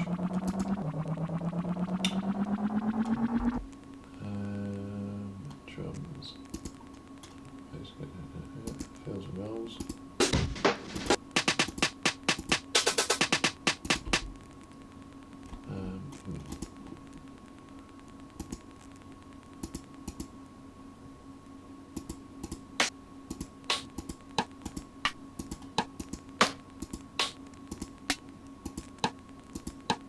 Not that one.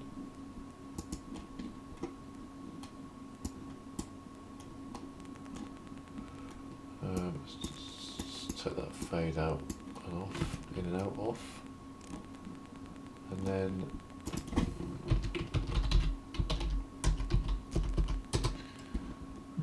let's make this interesting. So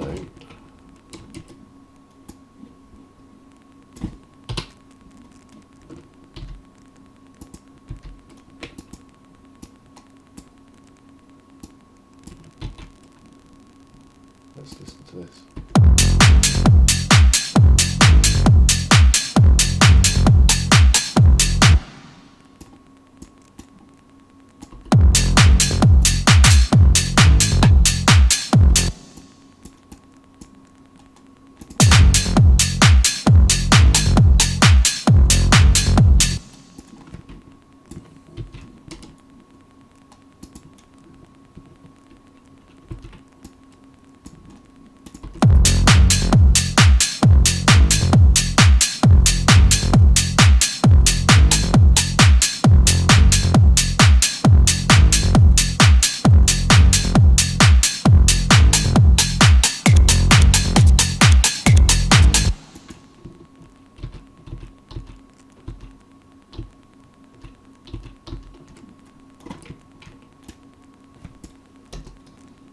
make it match.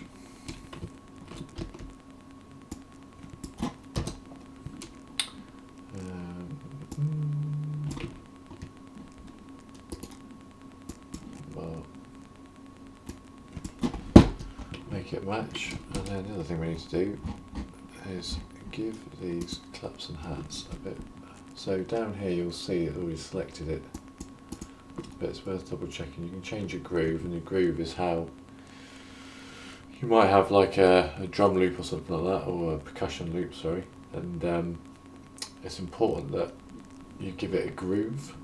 So you take your groove, so for example you find any old groove you want. There's loads of swing logics are pretty good, probably around between 60 and 70, and this one I'm currently using, this one other, because I've had it in other templates and it just automatically defaults to this. But then what you have to do is on the clip, make sure that in the actual clip that it's selected, so you can have different grooves depending on what you're playing. But if you click down this, look, you can see that it's selected every time, so but you probably want to take it off over that one. The other thing we can do as well is if we select the thing, you can see that all the velocities are the same. So the claps are okay, but the two hats, especially the second one, it's quite. So what you can do is if you select all, which is like using the shift key and then selecting the first one and the last one, and then we then go down. If you select the velocity, what you can do is randomise, he says. If we make it all visible, we'll do it on the small bit and we'll copy it out. If you select that, you can randomise. See how suddenly the velocities all change? Make some louder, some quieter. Just gives it a bit more randomness. Literally. I'll do that one as well. In case we end up turning it back on.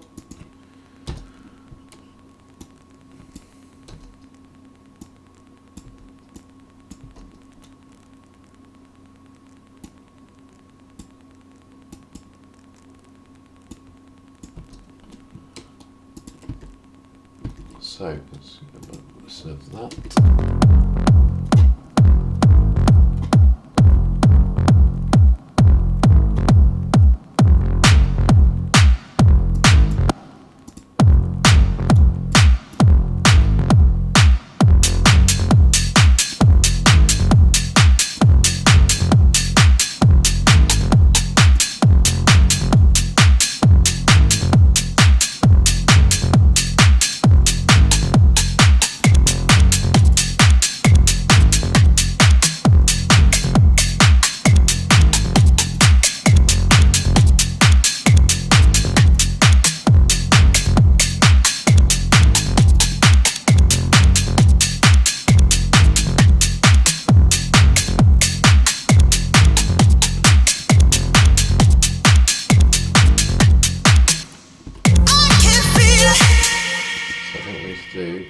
Tease a little bit of this.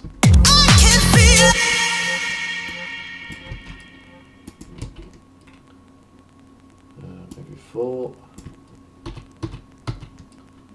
And again, utility.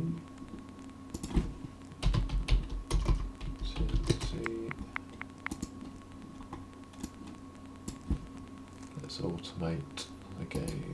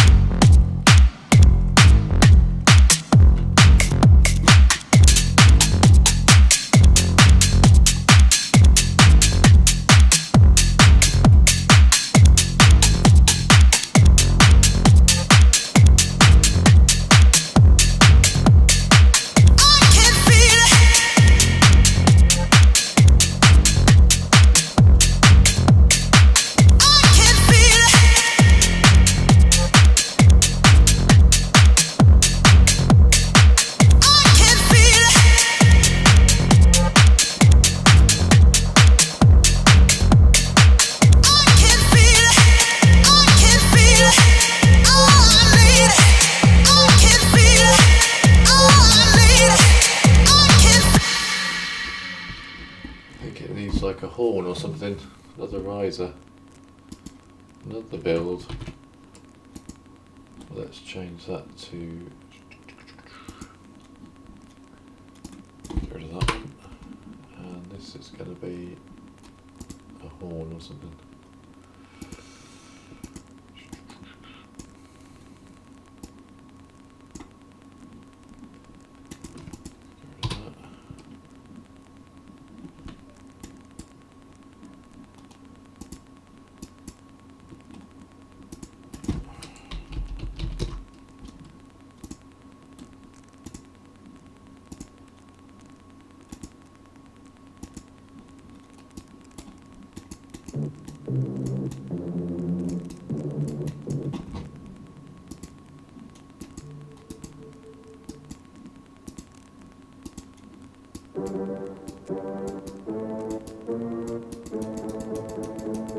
Cool, another one.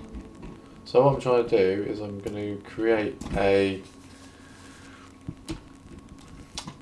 horn build on the second one, just to make it different. So if I go to this,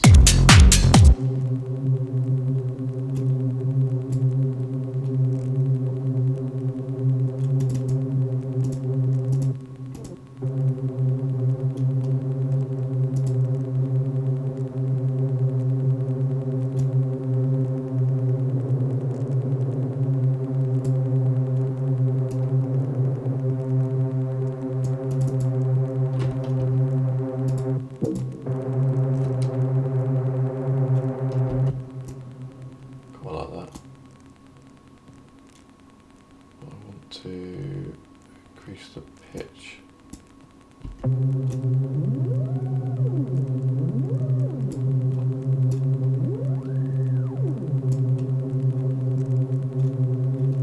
I'm going to do is I'm going to drop that onto there. I'm going to drop that onto there. And then I'm going to drop that.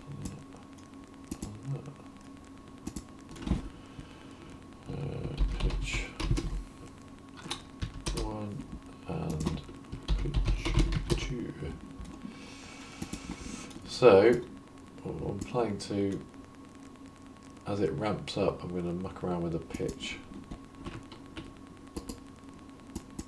Just depends how much by, that's all.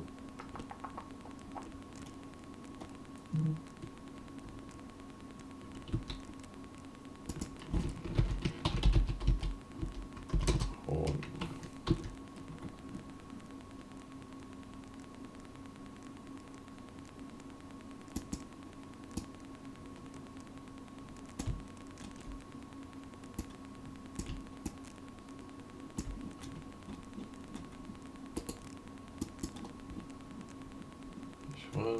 Is 2. So if I bring up Serum, you can see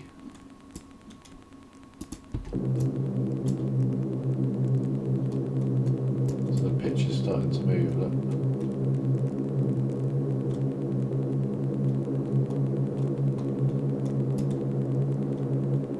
Take a little while, but let's just listen to it because I might end up pitching too high. We don't want that squeal that we hear.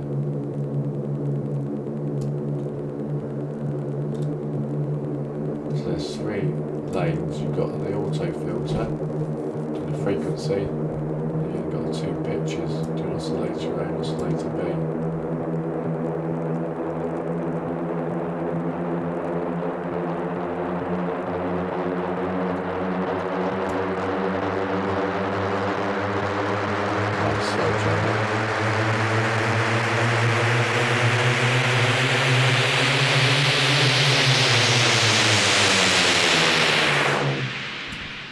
Like that. Right, so let's jump into here.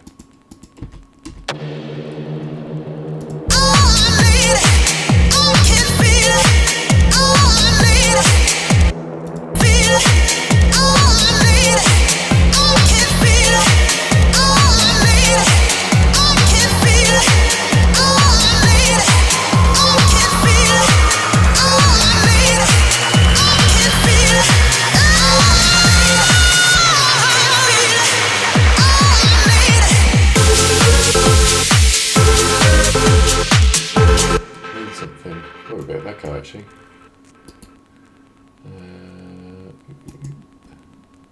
So the problem is that it's cool when it winds down, but then it's a dead stop, and then the drop kicks in, and it's a bit too sort of harsh when it does that, I think.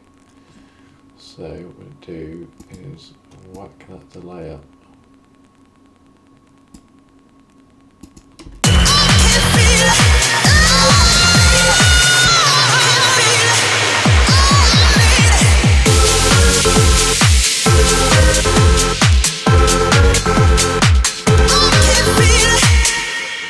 Might be do a downer actually. Might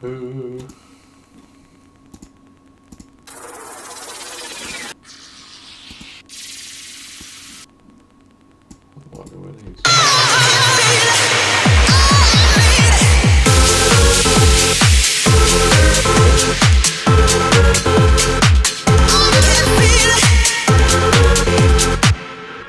I don't like that. I don't know what's up with that, but I'm going to change it.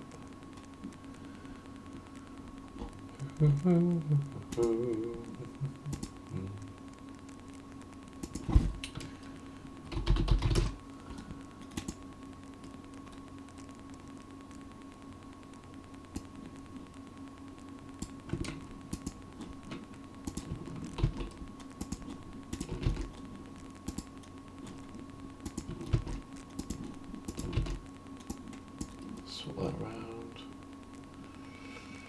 Driver's okay. Might give it that. Might increase the driver none. Alright, let's mute that one. Okay. Ultimate build.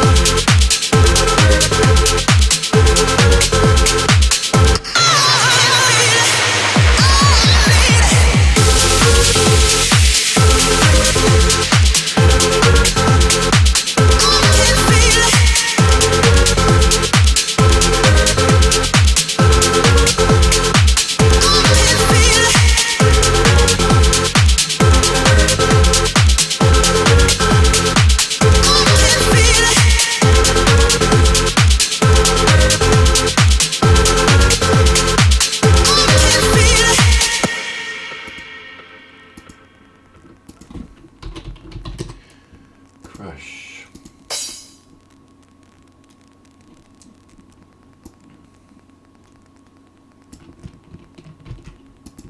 Always find it helps to duplicate those a little bit. I'll put some here as well.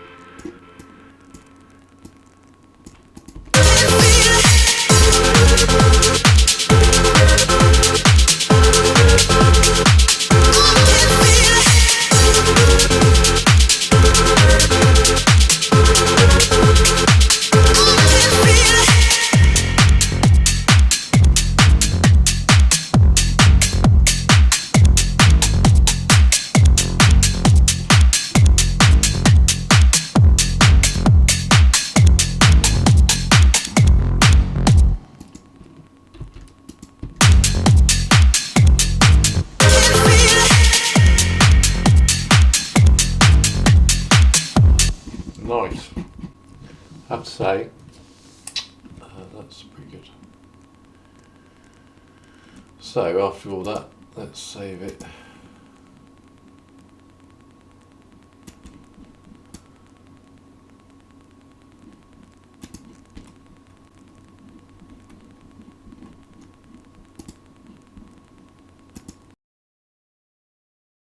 Okay, so let's save that. So first of all, I always do this, which is what project is this? Project 2.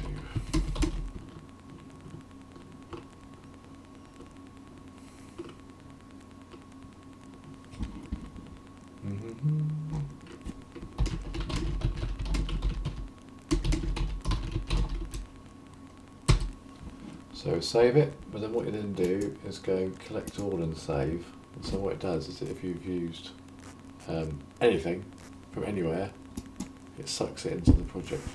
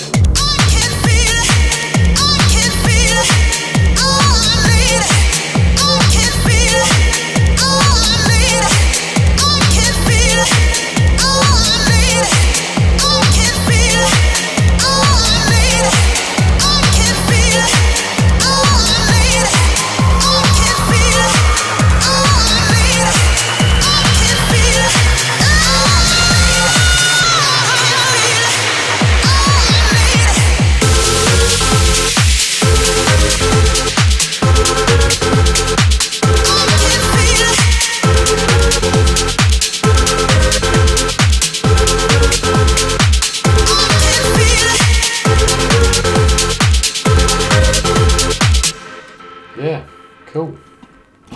So yeah, there we have it. 2 hours 45, maybe a little bit less with some edits, but yeah, there's my tune. Does need a little bit more polish. Need to refine the all of the EQs. I'll probably do that in another video, and just need to go through the master and tweak that. But yes, very happy with, shall we call it, the first draft, version 1, and yeah, then we'll sort of tweak it in some future videos. So yeah, thanks for watching.